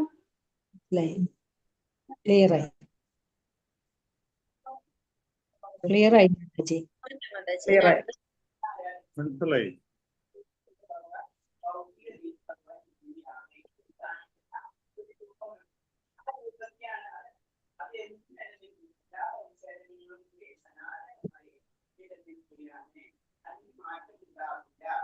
ഇപ്പൊ നമുക്ക് മനസ്സിലായി. സ്വർഗീയ സുഖങ്ങൾ കാംക്ഷിച്ച് നമ്മൾ വേദപഠനവും സോമപാനവും ഒക്കെ ചെയ്ത് കഴിഞ്ഞാൽ നമ്മൾ ഭഗവാനെ മറ്റൊരു വിധത്തിൽ നമ്മൾ ഭജിക്കുന്നത് ആരെ തന്നെയാണ്? ഭഗവാനെ തന്നെയാണ്. കാരണം ഒരു വൃക്ഷം, ഭഗവാൻ ഒരു വൃക്ഷമാണെങ്കിൽ അതിന്റെ കൊമ്പും ചില്ലകളൊക്കെയാണ്, ശാഖകളൊക്കെയാണ് മറ്റുള്ള ദേവി ദേവന്മാര്. അപ്പൊ നമ്മൾ ആ വൃക്ഷത്തിന്റെ കടക്കിൽ വെള്ളം ഒഴിച്ചു കഴിഞ്ഞാൽ എല്ലാവർക്കും കിട്ടും. പക്ഷെ അതിന്റെ ശാഖയിൽ കൊണ്ട് വെള്ളം ഒഴിച്ചാലും എന്താണ്? കുറച്ച് മരത്തിന് എഫക്ട് ചെയ്യും. പക്ഷെ എന്താണ്? അത് ശരിയായ രീതിയിലായിരിക്കണം എന്നില്ലല്ലോ. അപ്പൊ അതുകൊണ്ട് മറ്റുള്ളവർ ഭജിക്കുന്നത് ഭഗവാനെ തന്നെയാണ്. പക്ഷെ എന്താണ് പറഞ്ഞത്? നമ്മൾ ചെയ്ത പുണ്യത്തിന്റെ ഫലമായിട്ട് നമ്മൾ സ്വർഗരാജ്യത്തില് ജനിച്ച് ആ സുഖങ്ങൾ അവിടെ അനുഭവിക്കും. അതിനുശേഷം നമുക്ക് എന്ത് സംഭവിക്കും? അങ്ങനെ സ്വർഗീയങ്ങളായ ഇന്ദ്രിയ സുഖങ്ങൾ ഒട്ടേറെ അനുഭവിച്ച് തങ്ങൾ ചെയ്ത പുണ്യകർമ്മങ്ങളുടെ ഫലമെല്ലാം നഷ്ടപ്പെടുമ്പോൾ അവർ ഈ നശ്വരമായ ഭൂമിയിലേക്ക് തിരിച്ചു വരുന്നു. വേദത്രയ പ്രമാണങ്ങൾ ഉറച്ച് നിൽക്കുന്ന സുഖാനുഭോഗാന്വേഷികൾക്ക് ജന്മമൃത്യു പരമ്പരയല്ലാതെ മറ്റൊന്നും കിട്ടാനില്ല. അപ്പൊ അങ്ങനെ നമ്മൾ അവിടെ ചെന്ന് ആ സുഖങ്ങളൊക്കെ അനുഭവിച്ച് തീരുമ്പോ നമ്മൾ വീണ്ടും എവിടെ വന്ന് ജന്മം എടുക്കേണ്ടി വരും? ആ പുണ്യകർമ്മങ്ങൾ തീരുമ്പോ വീണ്ടും നമ്മൾ ഈ ഭൂമിയിലേക്ക് തിരിച്ചു വരേണ്ടി വരും. പിന്നെ അവിടെ നമ്മൾ വീണ്ടും എന്താണ്? സുഖവും ദുഃഖവും നമ്മൾ ചെയ്യുന്നതിനനുസരിച്ച് വീണ്ടും ഇതിങ്ങനെ നടന്നുകൊണ്ടേയിരിക്കും. കാരണം ജന്മമൃത്യു ജരാവ്യാധി, നമ്മളെ ജന്മ മൃത്യു ജരാവ്യാധി, ഈ 4 കാര്യങ്ങളാണ് നമുക്ക് ഇവിടെ കിട്ടിക്കൊണ്ടിരിക്കുന്നത്. അപ്പോ നമ്മൾ ജനിക്കും, മൃത്യു സംബന്ധ ജരാവ്യാധികൾ, ജരകൾ സംഭവിക്കും, വ്യാധികൾ സംഭവിക്കും, മൃത്യു സംഭവിക്കും. ഇതാണ് നമ്മൾ ഈ ഭൗതിക ലോകത്തിൽ നടക്കുന്നത്. അതല്ലാതെ വേറൊന്നും ഇവിടെ കിട്ടാനില്ല നമുക്ക്. പക്ഷെ നമ്മൾ ചെയ്ത പുണ്യം അനുഭവിക്കാനായിട്ട് അങ്ങോട്ട് പോകും. അത് കഴിയുമ്പോ വീണ്ടും നമ്മൾ തിരിച്ച് ഈ ഭൂമിയിലേക്ക് തന്നെ വരേണ്ടതായിട്ട് വരും. അനന്യ ചിന്തയന്തോ മാം യേ ജനാ പരിഭാസത്തെ തേഷാം നിത്യാഭിയുക്താനാം യോഗക്ഷേമം വഹാമ്യഹം. എന്റെ ദിവ്യരൂപത്തെ ധ്യാനിച്ചുകൊണ്ട് പൂർണ്ണമായ ഭക്തിയോടെ ആരാണ് എന്നെ എല്ലായ്പ്പോഴും ആരാധിക്കുന്നത് അവർക്ക് വേണ്ടുന്നതെല്ലാം ഞാൻ നൽകും, അവർക്കുള്ളതെല്ലാം ഞാൻ നിലനിർത്തുകയും ചെയ്യും. ഇവിടെ ഭഗവാൻ എന്താ പറഞ്ഞു കൊടുക്കുന്നത്? എന്റെ ദിവ്യരൂപത്തെ ധ്യാനിച്ചുകൊണ്ട് ആരാണോ ഭക്തിയോടെ എന്നെ എല്ലായ്പ്പോഴും ആരാധിക്കുന്നത്, ഭഗവാന്റെ രൂപത്തെ ധ്യാനിക്കുന്നത് ആരാണോ ഭക്തിയോടുകൂടി പൂർണ്ണ ഭക്തിയോടെ ഭഗവാൻ ധ്യാനിക്കുന്നത് അവർക്ക് വേണ്ടുന്നതെല്ലാം ഭഗവാൻ നൽകും, അവർക്കുള്ളതെല്ലാം ഭഗവാൻ നിലനിർത്തുകയും ചെയ്യും. അപ്പൊ നമ്മള് പ്രത്യേകിച്ച് ഭഗവാനോടൊന്നും പറയേണ്ട ആവശ്യമില്ല, നമുക്ക് അതിൽ നിന്ന് മനസ്സിലാക്കാം അല്ലെ ഇവിടെ. കാരണം വെച്ചിട്ടുണ്ടെങ്കിലോ നമുക്ക് വേണ്ടതൊക്കെ ഭഗവാന് നൽകാനും അറിയാം, നമുക്കുള്ളതൊക്കെ നമുക്ക് നിലനിർത്തി തരാനും അറിയാം ഭഗവാന്. നമ്മളുള്ളില് പരമാത്മാ രൂപത്തിലിരിക്കുന്ന ഭഗവാന് നമ്മൾ എന്താണ് ചിന്തിക്കുന്നത്, നമ്മൾ എന്താണ് ആഗ്രഹിക്കുന്നത് അറിയാനുള്ള കഴിവ് ആർക്കുണ്ട്?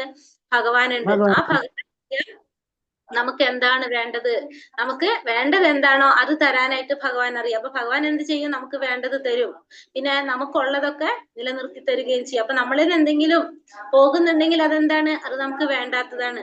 നമ്മൾ ആഗ്രഹിക്കുന്ന എന്തെങ്കിലും കിട്ടുന്നില്ല എന്ന് വെച്ചാൽ അതിന്റെ അർത്ഥം എന്താണ്?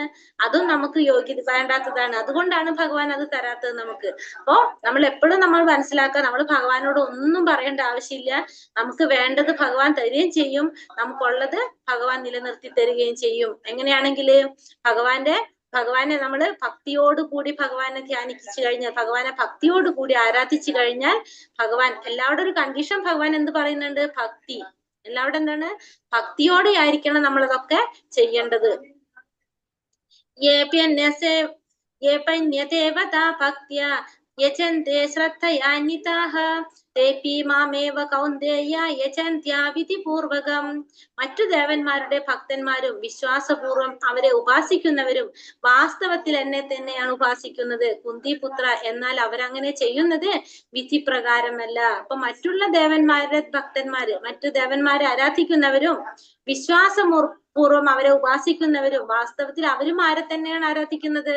ഭഗവാനെ തന്നെയാണ് ആരാധിക്കുന്നത്. കാരണം ഭഗവാനാണ് ഇവരുടെയൊക്കെ നാഥൻ അല്ലെ. അപ്പൊ അവരും ആരാധിക്കുന്നത് ഭഗവാനെ തന്നെയാണ്. പക്ഷെ എന്താണത്?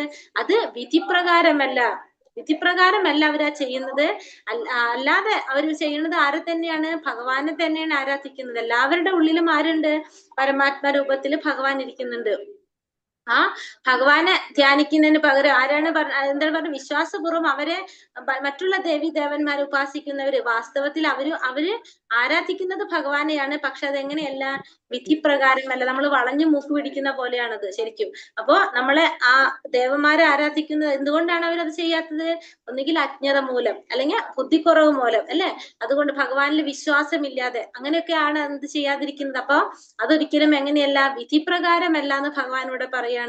യാന്തി ദേവാവ്രതാ ദേവാൻ പിതൃൻ യാന്തി പിതൃവ്രതഃ ഭൂതാനി യാന്തി ഭൂതേജ്യ യാന്തി മദ്യാജിനോപി മാം.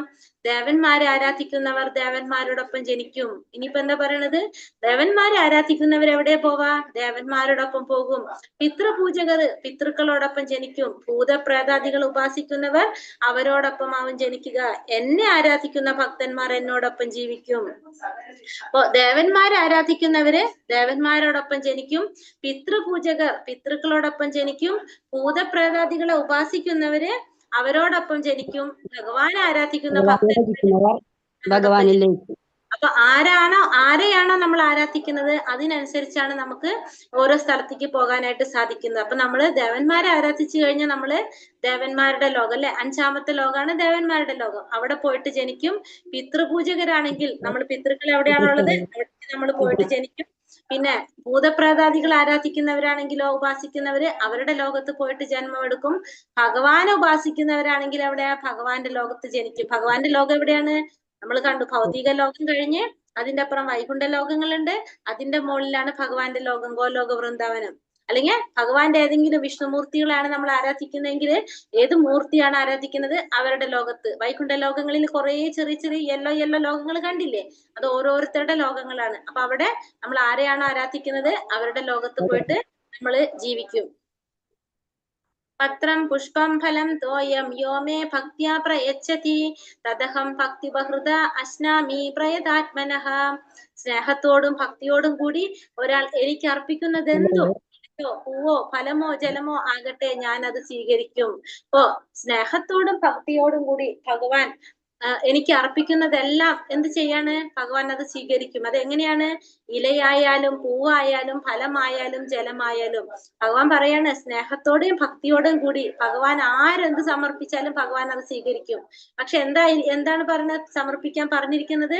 ഇലയാകാം, പൂവാകാം, പഴം ഇല എന്ന് പറയുന്നത് തുളസി ഇലയാണ്. പൂക്കള്, നമ്മളെ പൂക്കള്. ഫലങ്ങൾ എന്ന് പറയുന്നത് പല ഫ്രൂട്ട്സ്, പഴം, ആപ്പിള്, എന്തൊക്കെ വേണമെങ്കിലും അത്.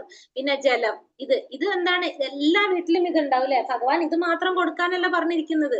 എന്താണ്? ഇതെങ്കിലും ചെയ്യാനായിട്ടാ പറയുന്നത് നമ്മളടുത്ത്. അതായത് ഇതെല്ലാവരുടെ വീട്ടിലുണ്ടാവും. ഇതിന് നമുക്ക് കുറെ പൈസ ഉള്ളവരുടെ വീട്ടിലോ പൈസ ഇല്ലാത്തവരുടെ വീട്ടിലോ എല്ലാവരുടെ വീട്ടിലും എന്തുണ്ടാവും? വെള്ളം ഉണ്ടാവും.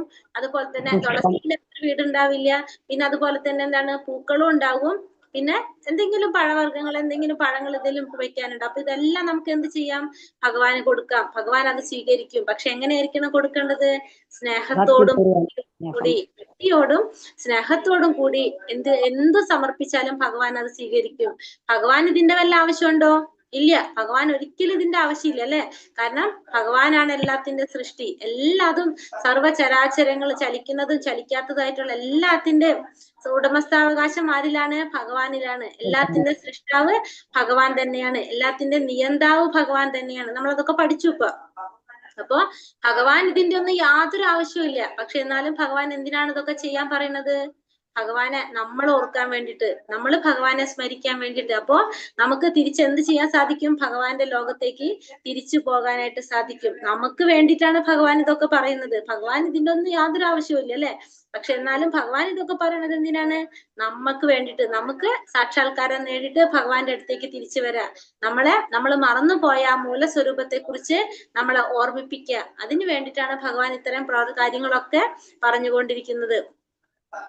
യത്കരോഷി യദശ്നാസി യജ്ജുഹോഷി ദദാസി യത് തത്പസ്യസി കൗന്തേയ തത്കുരുഷ്വാമദർപ്പണം. നീ എന്ത് ചെയ്യുന്നുവോ, എന്ത് നിവേദിക്കുന്നുവോ, എന്ത് ഭക്ഷിക്കുന്നുവോ, എന്ത് ദാനം ചെയ്യുന്നുവോ, എന്ത് തപശ്ചര്യകൾ അനുഷ്ഠിക്കുന്നുവോ കുന്തിപുത്ര, അതെല്ലാം എനിക്കായി അർപ്പിച്ചുകൊണ്ട് ചെയ്യുക. അപ്പോ നീ എന്ത് ചെയ്യണം? നീ ചെയ്യുന്ന ഓരോ പ്രവൃത്തിയും നീ എന്ത് സമർപ്പണമായി ചെയ്യണം. എന്ത് ഭക്ഷിക്കുക, എന്ത് ദാനം ചെയ്യുക, എന്ത് തപശ്ചര്യകൾ അനുഷ്ഠിക്കുക. അതായത് നീ ചെയ്യുന്ന ഓരോ പ്രവർത്തനങ്ങളും നീ എന്ത് ചെയ്യണം? എനിക്കായിട്ട് അർപ്പിച്ച് കണ്ട് ചെയ്യണം. അതെന്തിനാണ് ഭഗവാൻ അങ്ങനെ പറയുന്നത്? ഒരു സെക്കൻഡ് പോലും നമ്മൾ ഭഗവാനെ മറക്കാതിരിക്കാനായിട്ട്. നമ്മുടെ ജീവിതത്തില് നമ്മളെല്ലാ കാര്യങ്ങളും എന്താണ്? ഭഗവാനുമായി ബന്ധപ്പെട്ട് ചെയ്യാൻ വേണ്ടിയിട്ട്. ഭഗവാനെ ഓർക്കാത്ത ഒരു സമയം പോലും നമ്മുടെ ജീവിതത്തിൽ ഇല്ലാതിരിക്കാൻ വേണ്ടിയിട്ടാണ് ഭഗവാൻ എന്ത് പറയണത്? നമ്മൾ ചെയ്യുന്ന ഓരോ പ്രവർത്തികളും എന്ത് നമ്മൾ ഭക്ഷിക്കുക, നമ്മൾ ഭക്ഷണം കഴിക്കാതിരിക്കുന്നില്ല ഒരിക്കലും, അല്ലെ? കർമ്മം ചെയ്യാതിരിക്കുന്നില്ല. പിന്നെ അപ്പൊ ഇങ്ങനെയൊക്കെ ചെയ്യുന്ന കാര്യങ്ങൾ ചെയ്യുമ്പോൾ നമ്മൾ എപ്പോഴും എന്ത് ചെയ്യണം? ഭഗവാനെ കുറിച്ച് ഓർത്തുകൊണ്ട് ചെയ്യണം. ഭഗവാനെ സ്മരിച്ചുകൊണ്ട് ചെയ്യാം. അപ്പൊ നമുക്ക് എന്തുണ്ടാവില്ല? നമുക്ക് ഭഗവാനെ ഒരിക്കലും മറക്കേണ്ടി വരില്ല. നമുക്ക് ഭഗവാനെ കുറിച്ച് ഓർക്കാത്ത ഒരു സെക്കൻഡ് പോലും നമ്മുടെ ജീവിതത്തിൽ ഉണ്ടാവില്ല. അതുകൊണ്ടാണ് ഭഗവാൻ പറയുന്നത്, നീ എന്ത് ചെയ്യുന്നുവോ, എന്ത് നിവേദിക്കുന്നുവോ, എന്ത് ഭക്ഷിക്കുന്നുവോ, എന്ത് ദാനം ചെയ്യുന്നുവോ, എന്ത് തപശ്ചര്യകൾ അനുഷ്ഠിക്കുന്നുവോ കുന്തിപുത്ര, അതെല്ലാം എനിക്കായി അർപ്പിച്ചുകൊണ്ട് ചെയ്യൂ എന്ന് ഭഗവാൻ ഇവിടെ അർജുനനോട് പറയാണ്. അതായത് നമ്മുടെ ജീവിതം ചിട്ടപ്പെടുത്തി തരാണ് ഭഗവാൻ. ഭഗവാനെ ഓർക്കാത്ത ഒരു സമയം പോലും നമ്മുടെ ജീവിതത്തിൽ ഇല്ലാതിരിക്കേണ്ട രീതിയിൽ ഭഗവാൻ അത് ചിട്ടപ്പെടുത്താണ്. സമ്മോഹം സർവഭൂതേഷു നമേ ദേഷ്യാസ്തി നാ പ്രിയഃ യേ ഭജന്തി തുമാം ഭക്ത്യാ മയി തേ തേഷു ചാപ്യഹം. എനിക്ക് ആരോടും അസൂയയില്ല, പക്ഷാപാതവുമില്ല, എല്ലാറ്റിനോടും സമഭാവനയാണ് എനിക്കുള്ളത്. പക്ഷേ ഭക്തി പുരസ്സരം ആരാണോ എന്നെ സേവിക്കുന്നത് അയാൾ എന്റെ സുഹൃത്തും ഞാൻ അയാളുടെ സുഹൃത്തുമാണ്. അവൻ എന്നിൽ അധിവസിക്കുന്നു. ഇവിടെ ഭഗവാൻ എന്താ പറയണത്? എനിക്ക് ആരോടും അസൂയയില്ല. ഭഗവാൻ ആരോടും അസൂയയില്ല, പക്ഷാപാതവും ഇല്ല. ഭഗവാൻ എല്ലാറ്റിനെയും എങ്ങനെ കാണുന്നത്? സമഭാവനയോടെ ഭഗവാൻ കാണുന്നത്. പക്ഷെ എന്നാലും അവിടെ ഒരു ചെറിയൊരു കാര്യം ഭഗവാൻ പറയുന്നുണ്ട്. ഭക്തി പുരസ്സരം ആരാണ് എന്നെ സേവിക്കുന്നത് അയാൾ എന്റെ സുഹൃത്തും ഞാൻ അയാളുടെ സുഹൃത്തുമായിരിക്കും. അപ്പൊ ഭക്തി പുരസ്സരം ഭഗവാനെ സേവിക്കുന്ന ആരായാലും ഭഗവാൻ അയാളുടെ സുഹൃത്തുമായിരിക്കും, അയാള് ഭഗവാന്റെ സുഹൃത്തുമായിരിക്കും. അവൻ എന്നിൽ അധിവസിക്കുന്നു. അപ്പൊ സാധാരണ ഭഗവാൻ കോമൺ ആയിട്ട് ജനറൽ ആയിട്ട് പറയാണ്, എനിക്ക് ആരോടും അസൂയയുമില്ല, പക്ഷാപാതവും ഇല്ല, എല്ലാവരെയും സമഭാവനയാണ് എനിക്കുള്ളത്, ഒരുപോലെ തന്നെയാണ് ഞാൻ കാണുന്നത്. എന്നിട്ടും ഒരു പക്ഷി അവിടെ വന്നിട്ടുണ്ട്. എന്താണ്?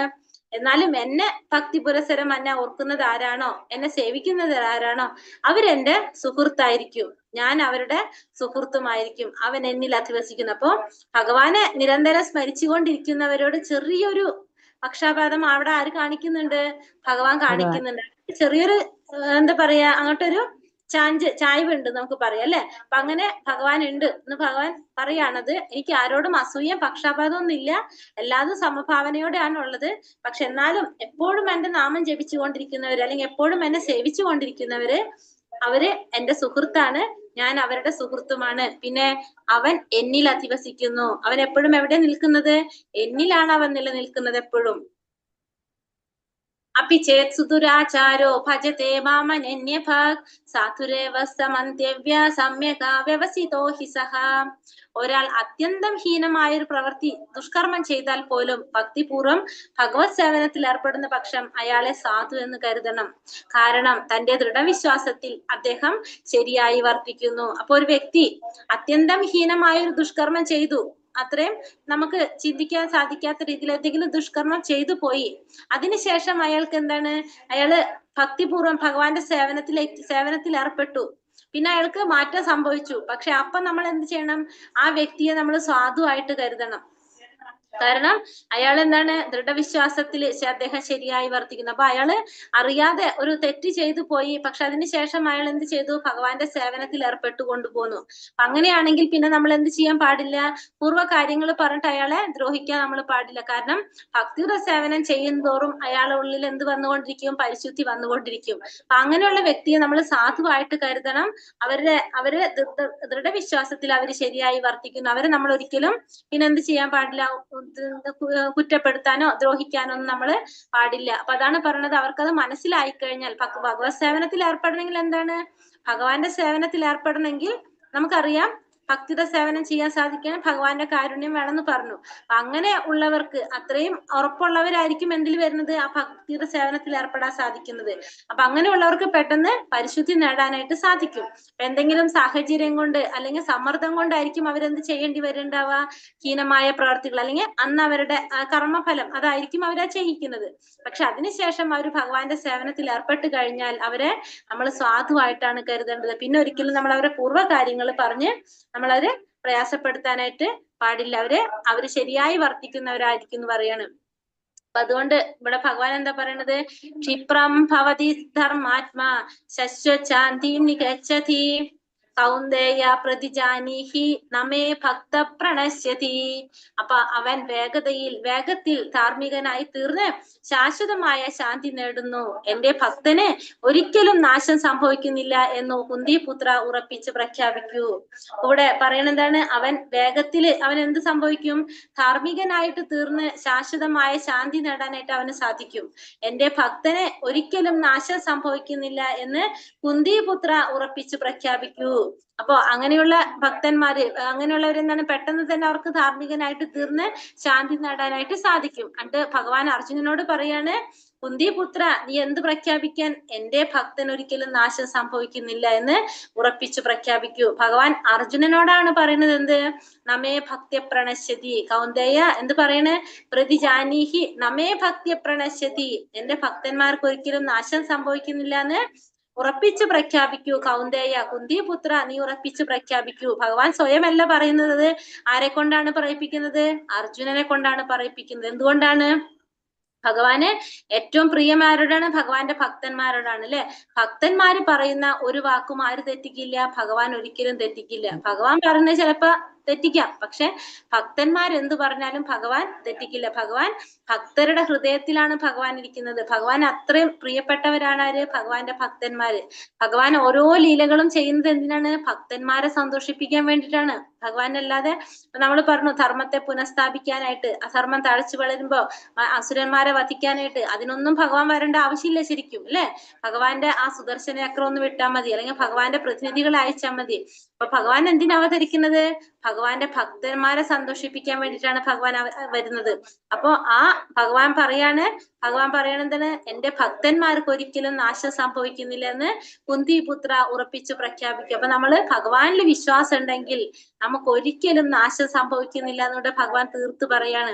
അതും ഭഗവാൻ അത് ഒരിക്കലും സംഭവിക്കാതിരിക്കാൻ വേണ്ടിയിട്ട് ഭഗവാൻ എന്താ ചെയ്യുന്നത്, ഭഗവാന്റെ ഭക്തനെ കൊണ്ട്, അർജുനനെ കൊണ്ടാണ് അത് പ്രഖ്യാപിക്കുന്നത്. കാരണം അർജുനൻ ഭഗവാന്റെ ഭക്തനാണ്. ഭക്തൻ പറഞ്ഞു കഴിഞ്ഞാൽ പിന്നെ അത് ഒരിക്കലും ആര് തെറ്റിക്കില്ല, ഭഗവാൻ തെറ്റിക്കില്ല. അപ്പൊ ഭഗവാനെ ആരാധിച്ചു കഴിഞ്ഞാൽ നമുക്ക് ഒരിക്കലും പിന്നെ എന്തുണ്ടാവില്ല, നാശം ഉണ്ടാവില്ല എന്നുള്ളത് ഉറപ്പാണ്. കാരണം അത് ഇവിടെ പറഞ്ഞിട്ടുള്ളത് അങ്ങനെയാണ് അല്ലെ.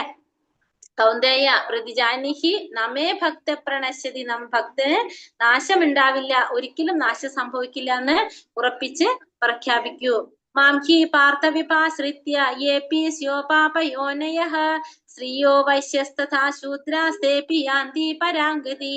പാർത്ഥ, എന്നെ ആശ്രയിക്കുന്നവർ അധമുകുലത്തിൽ പിറന്നവരാവട്ടെ, സ്ത്രീകളോ കച്ചവടക്കാരോ ശൂദ്രരോ ആരായാലും ശരി പരമപദം പ്രാപിക്കും. ഇപ്പോ ഭഗവാനെ ആശ്രയിക്കുന്നവര് അധമകുലത്തിൽ പിറന്നവരാണെങ്കിലും, അല്ലെങ്കിൽ സ്ത്രീകളായാലും കച്ചവടക്കാരായാലും ശൂദ്രരായാലും ആരായാലും ശരി, അവർക്കൊക്കെ പരമപദം പ്രാപിക്കാനായിട്ട് സാധിക്കും. ഇപ്പൊ ഭഗവാൻ ആശ്രയിക്കുന്നവർ ഇപ്പൊ താഴ്ന്ന കുലത്തിൽ പിറന്നവരാണെങ്കിലും, സ്ത്രീകളുടെ എന്താ പറയുന്നിടത്ത് അപ്പൊ നമുക്കറിയാവുന്നതാണ്, പണ്ടേ കാലത്ത് സ്ത്രീകൾക്ക് എന്താണ്, അവർക്ക് പണ്ട് കാലത്തെ സ്ത്രീകളെ വെച്ച് പറയുകയാണെങ്കിൽ എന്താണ്, നമ്മൾ വീട്ടിലെ കാര്യങ്ങൾ മാത്രം ചെയ്തു പോകുന്നവരാണ് സ്ത്രീകൾ അല്ലെ. ഇന്നത്തെ പോലെ ജോലിക്ക് പോകുന്നവരോ അത്ര വിദ്യാഭ്യാസമുള്ളവരോ ഒന്നും അല്ല സ്ത്രീകൾ.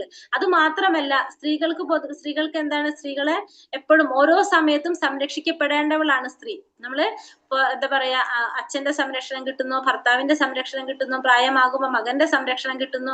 അങ്ങനെ ഒരു സ്റ്റേജിലൂടെയാണ് ആര് കടന്നു പോകുന്നുണ്ടാവുക, സ്ത്രീകൾ കടന്നു പോകുന്നുണ്ട്. അപ്പൊ അവർക്ക് ഈ പറഞ്ഞ പോലെ തന്നെ ഇപ്പൊ നമ്മൾ പറഞ്ഞു, ഭഗവാനിൽ എന്തുണ്ടാവണം, ഭക്തി ഉണ്ടാകണം അല്ലെ. ഭക്തിയോടെ ആയിരിക്കണം ഭഗവാനെ നമ്മൾ പ്രാപിക്കാനായിട്ട് ശ്രമിക്കേണ്ടതെന്ന് പറഞ്ഞു. അപ്പൊ നമ്മൾ കുറെ കാര്യങ്ങൾ നിഷ്ഠയോടെ ഒക്കെ ചെയ്യേണ്ടതായിട്ട് വരും. അപ്പൊ അതെല്ലാതും ചിലപ്പോൾ ആർക്ക് ചെയ്യാൻ സാധിച്ചെന്ന് വരുന്നുണ്ടാവില്ല, സ്ത്രീകൾക്ക് ചെയ്യാനായിട്ട് സാധിച്ചെന്ന് വരില്ല. അപ്പൊ അതുകൊണ്ടാണ് സ്ത്രീകൾ എന്ന് എടുത്തു പറയാൻ കാരണം അവിടെ. അപ്പൊ അധമുകുലത്തിൽ പിറന്നവരായാലും സ്ത്രീകളായാലും പിന്നെ കച്ചവടക്കാരെന്ന് പറയുന്നത് നമ്മൾ ഏത് വിഭാഗത്തിൽ വരുന്നതാണ്, നമുക്കറിയാം, ക്ഷത്രിയര് കഴിഞ്ഞു വൈശ്യരും ശൂദ്രരും അല്ലെ. അപ്പൊ അവര് പിന്നെ ശൂദ്രന്മാര്, അവർക്ക് എന്ത് ചെയ്യാൻ സാധിക്കും, പരമപദം പ്രാപിക്കാനായിട്ട് സാധിക്കും. അപ്പൊ ഇവർക്കൊക്കെ പരമപദം പ്രാപിക്കാനായിട്ട് സാധിക്കുമെന്ന് ഭഗവാൻ ഇവിടെ പറയാണ്. മന്മനാഭവ മദ്ഭക്ത മധ്യജീമാ നമസ്കുരു മാമൈ വൈശ്യസി യുക്തൈവ ആത്മാനം മത്പരായണഃ. എന്നിൽ മനസ്സുറപ്പിക്കുക, ഭക്തനാവുക, എന്നെ ആരാധിക്കുകയും പ്രണമിക്കുകയും ചെയ്യുക. എന്നിൽ തന്നെ പൂർണ്ണമായി മുഴുകിയിരിക്കുന്നത് കൊണ്ട് നീ തീർച്ചയായും എന്നെ പ്രാപിക്കും. ഭഗവാൻ എന്താ പറയണത്, എന്നിൽ മനസ്സുറപ്പിക്കുക, പിന്നെ എന്റെ ഭക്തനാവുക, എന്നെ ആരാധിക്കണം, എന്നെ പ്രണമിക്കണം, എന്നിൽ തന്നെ പൂർണ്ണമായി മുഴുകിയിരിക്കുക. അങ്ങനെ ചെയ്യുകയാണെങ്കിൽ നിനക്ക് തീർച്ചയായിട്ടും എന്നെ പ്രാപിക്കാനായിട്ട് സാധിക്കും. അപ്പൊ എപ്പോഴും ഭഗവാനിൽ മനസ്സുറപ്പിക്കണം, ഭഗവാന്റെ ഭക്തനാവണം, ഭഗവാനെ ആരാധിക്കണം, ഭഗവാനെ പ്രണമിക്കണം, പിന്നെ ഭഗവാനിൽ പൂർണ്ണമായി മുഴുകിയിരിക്കുന്നത് കൊണ്ട് തീർച്ചയായിട്ടും ഭഗവാനെ പ്രാപിക്കാനായിട്ട് സാധിക്കും. അപ്പൊ എങ്ങനെയാ പറഞ്ഞ, മന്മനാഭവ മദ്ഭക്ത മധ്യാജീമാ നമസ്കുരു മാമേ വൈശ്യസി യുക്തൈവ ആത്മാനം മത്പരായണ. അപ്പൊ ഭഗവാനെ പ്രാപിക്കണമെങ്കിൽ നമ്മൾ എന്ത് ചെയ്യണം, എപ്പോഴും ഭഗവാനിൽ മനസ്സുറപ്പിക്കണം, ഭഗവാന്റെ ഭക്തനാവണം, ഭഗവാനെ ആരാധിക്കുകയും പ്രണമിക്കുകയും ചെയ്യണം. അങ്ങനെ ഭഗവാനിൽ പൂർണ്ണമായി മുഴുകിയിരിക്കുന്നത് കൊണ്ട് തീർച്ചയായിട്ടും ഭഗവാനെ പ്രാപിക്കാനായിട്ട് നമുക്ക് സാധിക്കും. ഹരേ കൃഷ്ണ കൃഷ്ണ കൃഷ്ണ ഹരേ ഹരേ, ഹരേ രാമ രാമ രാമ ഹരേ ഹരേ. വഞ്ചകൽപതരൂപശ്ച കൃപാ സിന്ധോഭ്യവ ച പതിതാനാം പാവനേഭ്യോ വൈഷ്ണവേഭ്യോ നമോ നമ. അനന്തകോടി വൈഷ്ണവൃന്ദി കി ജയ്, ശ്രീല പ്രഭുപാദ് കി ജയ്, ഗുരുദേവ് കി ജയ്, നിതായ് ഗുരുപ്രമാനന്ദേ ഹരി ഹരി ബോൽ. ഹരേ കൃഷ്ണ. എല്ലാവർക്കും നന്ദി. ക്വസ്റ്റ്യൻ ആൻസർ നോക്കാം നമുക്ക്. ഹരേ കൃഷ്ണ. രാജവിദ്യ രാജഗുഹ്യം എന്നതുകൊണ്ട് എന്താണ് ഭഗവാൻ അർത്ഥമാക്കുന്നത്? അതല്ല ഒന്നാമത്തെ ചോദ്യം. അല്ല, ഇപ്പൊ അതിന്റെ പറഞ്ഞില്ല, 10ാമത്തെ ചോദ്യമാണ്, അതിന്റെ ഉത്തരം പറഞ്ഞിട്ടില്ല. 10ാമത്തെ അല്ല മാതാജി, ഒന്നാമത്തെ തൊട്ട് തുടങ്ങാം നമുക്ക്. എങ്ങനെയുള്ളവർക്ക് ഭഗവാനെ പ്രാപിക്കാൻ സാധിക്കില്ല? എങ്ങനെയുള്ളവർക്ക് ഭഗവാനെ പ്രാപിക്കാൻ സാധിക്കില്ല? വിശ്വാസമില്ലാത്തവർക്ക് വിശ്വാസമില്ലാത്തവർക്ക് ഭഗവാനെ പ്രാപിക്കാൻ സാധിക്കില്ല. ഭഗവാന്റെ 2 ശക്തികൾ ഏതൊക്കെയാണ്? അധമശക്തി ഏത് അധമശക്തി ഉത്കൃഷ്ട ശക്തി അധമ ശക്തി അതേതൊക്കെയായിരുന്നു? ഉത്കൃഷ്ട ശക്തി ജീവാത്മാക്കൾ, അധമ ശക്തി ഭൗതിക ലോകം, ഭൗതിക പ്രകൃതി. പിന്നെ വേറെ രണ്ട് ശക്തികളും കൂടി പറയുന്നത് ഭഗവാന്റെ അന്തരംഗ ശക്തിയും ബഹിരംഗ ശക്തി. അന്തരംഗ ശക്തി രാധാറാണി, ബഹിരംഗ ശക്തി ദുർഗാദേവി. 13-ാമത്തില് ഭഗവാൻ എന്താ പറയുന്നത്? ഭഗവാന്റെ ദിവ്യ അഭയം പ്രാപിക്കുന്ന മഹാത്മാക്കൾ എല്ലാ സൃഷ്ടികളുടെയും ഉത്ഭവസ്ഥാനമായി ഭഗവാനെ കാണുന്നു. ഭഗവാനെ അറിയുന്നവർ മനസ്സ് ഭഗവാനിൽ മാത്രം ഉറപ്പിച്ചുകൊണ്ട് ഭഗവാന്റെ ഭക്തിയിൽ മുഴുകുന്നു. അതായത് ഭഗവാനെ പ്രാപിക്കുന്നവർ അവരെന്താണ് പറഞ്ഞത്? വ്യാമോഹം ബാധിക്കാത്തവർ അല്ലെ? ഭഗവാനെ ആരാധിച്ചു കൊണ്ടിരിക്കുന്നവര് അവരെങ്ങനെയാണ്? ഭഗവാൻ പരമപുരുഷനാണ്, അവ്യയനാണെന്ന് മനസ്സിലാക്കി അവര് ഭക്തിപൂർവ്വം ഭഗവാന്റെ സേവനത്തില് ഏർപ്പെട്ടുകൊണ്ടിരിക്കുകയാണ് അല്ലെ? അവരാരാൽ സുരക്ഷിതരാണ്? ഭഗവാന്റെ ദിവ്യ പ്രകൃതിയാൽ സുരക്ഷിതരാണ് അവർ. അതായത് ഭഗവാന്റെ അന്തരംഗ ശക്തിയായിട്ടുള്ള രാധാറാണിയാൽ സുരക്ഷിതരാണ് ആര്? ഭഗവാനെ ആരാധിക്കുന്നവർ, ഭക്തിപൂർവ്വം ഭഗവാന്റെ സേവനത്തില് മുഴുകിയിരിക്കുന്നവർ. ഭഗവാനെ എങ്ങനെ ആരാധിക്കണം എന്നാണ് ഭഗവാൻ പറഞ്ഞു തന്നത്?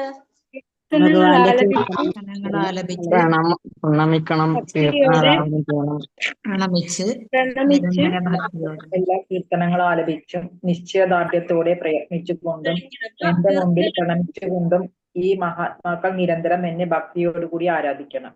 അതെ, കീർത്തനങ്ങൾ ആലപിച്ചുകൊണ്ട് ഭഗവാന്റെ മുന്നിൽ പ്രണമിച്ചുകൊണ്ട് നിശ്ചയദാർഢ്യത്തോടെ പ്രയത്നിച്ചുകൊണ്ട് ഭക്തിയോടെ എന്ത് ചെയ്യണം? ഭഗവാനെ നിരന്തരം ആരാധിച്ചുകൊണ്ടിരിക്കണം. ഭഗവാനെ അടുത്ത് 22-ല് ഭഗവാൻ എന്താ പറഞ്ഞു തരുന്നത്?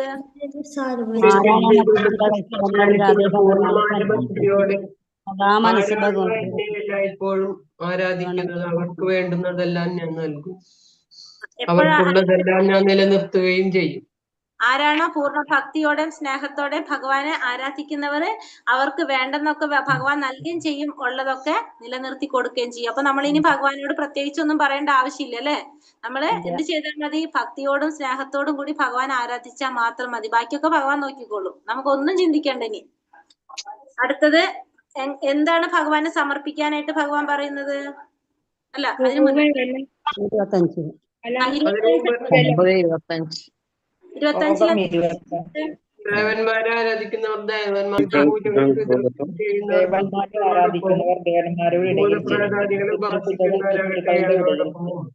എന്നെ ആരാധിക്കുന്ന ഭക്തർ എന്നോടൊപ്പവും ജീവിക്കും. അതായത് ദേവന്മാരെ ആരാധിക്കുന്നവര് ദേവന്മാരെ ലോകത്തേക്ക് പോകും, ഭൂതപ്രേതാദികൾ ആരാധിക്കുന്ന അവിടേക്ക് പോകും. പിന്നെ പിതൃക്കൾ ആരാധിക്കുന്നവർ അവരുടെ ലോകത്തേക്ക്, ഭഗവാന്റെ ലോകത്തേക്ക് പോകും. അടുത്തത് 26-ാമത്തെ ശ്ലോകത്തില് എന്താ പറഞ്ഞത്? ഭഗവാൻ എന്തെല്ലാം സമർപ്പിക്കാനാ പറഞ്ഞത്?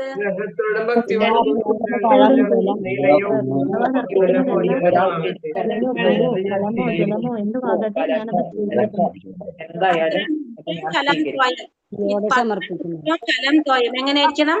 ഭക്തിയോടും സ്നേഹത്തോടും കൂടി ഭഗവാന് സമർപ്പിച്ചു കഴിഞ്ഞാൽ എന്താണ്? ഇലയോ പൂവോ പുഷ്പോ ജലമോ എന്തായാലും സമർപ്പിച്ചു കഴിഞ്ഞാൽ ഭഗവാൻ അത് സ്വീകരിക്കും. എങ്ങനെയായിരിക്കണം? ഭക്തിയോടും സ്നേഹത്തോടും കൂടി സമർപ്പിക്കേണ്ടത്. ഭഗവാനെ പ്രാപിക്കണമെങ്കിൽ എങ്ങനെ ഭഗവാനെ ആരാധിക്കണം എന്നാണ് ഭഗവാൻ പറഞ്ഞത്? ഭഗവാനെ മനസ്സുറപ്പിച്ച് മന്മന മത്യാജീമ നമസ്കുരു മാമേ വൈശ്യസ്യ യുക്തൈവ ആത്മാനം മത്പരായണ അല്ലെ? ഭഗവാനിൽ മനസ്സുറപ്പിക്കുക, ഭഗവാന്റെ ഭക്തനാവുക, ഭഗവാനെ ആരാധിക്കുകയും ചെയ്യുക. പിന്നെന്താണ്? തന്നെ മുഴുകിയിരിക്കുന്നത് കൊണ്ട് എന്ത് ചെയ്യാൻ സാധിക്കും? തീർച്ചയായിട്ടും നിനക്ക് തന്നെ പ്രാപിക്കാനായിട്ട് സാധിക്കും. രാജവിദ്യ പറഞ്ഞില്ല. ശ്ലോകം 27 ഭഗവാൻ എന്താണ് പറയുന്നത്?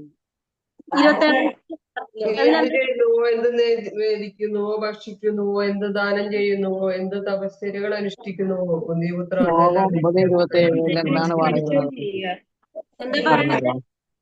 എപ്പോഴും നമ്മൾ ഒരു സമയവും നമ്മളെ ജീവിതത്തിൽ ഭഗവാൻ ഓർക്കാത്ത ഉണ്ടാവാതിരിക്കാൻ വേണ്ടിയിട്ടാണ് ഭഗവാൻ അത് പറഞ്ഞിരുന്നത് അല്ലെ. നമ്മൾ എന്ത് ചെയ്യണമെങ്കിലും ഭക്ഷിക്കുക, നമ്മള് ധ്യാനം ചെയ്യുക, തപസ്സുകൾ ചെയ്യുക, ഒക്കെ ചെയ്യുമ്പോഴും ഭഗവാൻ ഓർത്തുകൊണ്ട് ചെയ്യുക. കാരണം ഒരു സെക്കൻഡ് പോലും നമ്മളെ ജീവിതത്തിൽ ഭഗവാൻ ഓർക്കാത്ത ഉണ്ടാവാൻ പാടില്ല. അതിനു വേണ്ടിയിട്ടാണ് ഭഗവാൻ അങ്ങനെ ചെയ്യാൻ പറയുന്നത്. പിന്നെ ലാസ്റ്റ് പറയുന്നത് രാജവിദ്യ രാജഗുഹ്യം എന്നതുകൊണ്ട് എന്താണ് അർത്ഥമാക്കുന്നത്? ജ്ഞാനവും വിജ്ഞാനവും അറിയാൻ രഹസ്യങ്ങളിൽ വെച്ച് ഭൗതിക രഹസ്യവുമായിട്ടും ബോധങ്ങളിൽ നിന്ന് മഹത്വവുമാണ്. മുക്തനാകും. ജ്ഞാനം രഹസ്യങ്ങളിൽ വെച്ച് ഏറ്റവും വലിയ രഹസ്യം. സർവകർമ്മങ്ങളുടെയും അത്യന്തം ശുദ്ധീകൃതമായ രൂപമാണ് ഈ ജ്ഞാനം. അതെന്താണ് ഇതില് പറയണത്? ഈ രാജവിദ്യ രാജഗുഹ്യം എന്ന് പറയുന്നത് എന്താണ്? ഭക്തിയുടെ സേവനത്തെ കുറിച്ചാണ് പറയുന്നത്. നമ്മള് ഭക്തി ഇല്ലാതെ ഭഗവാനെ കുറിച്ച് അറിയാൻ സാധിക്കില്ല. അപ്പൊ ഈ രാജവിദ്യ നമ്മളെ വിദ്യകളിലെ ഏറ്റവും രാജാവാണ്. രഹസ്യങ്ങളിൽ വെച്ച് ഏറ്റവും രഹസ്യമായിട്ടുള്ളത് എന്താണ്? ഭക്തിയുടെ സേവനം. ഇത് ചെയ്താൽ മാത്രമേ നമുക്ക് എന്താ സാധിക്കുള്ളൂ? ഭഗവാനെ പ്രാപിക്കാനായിട്ട്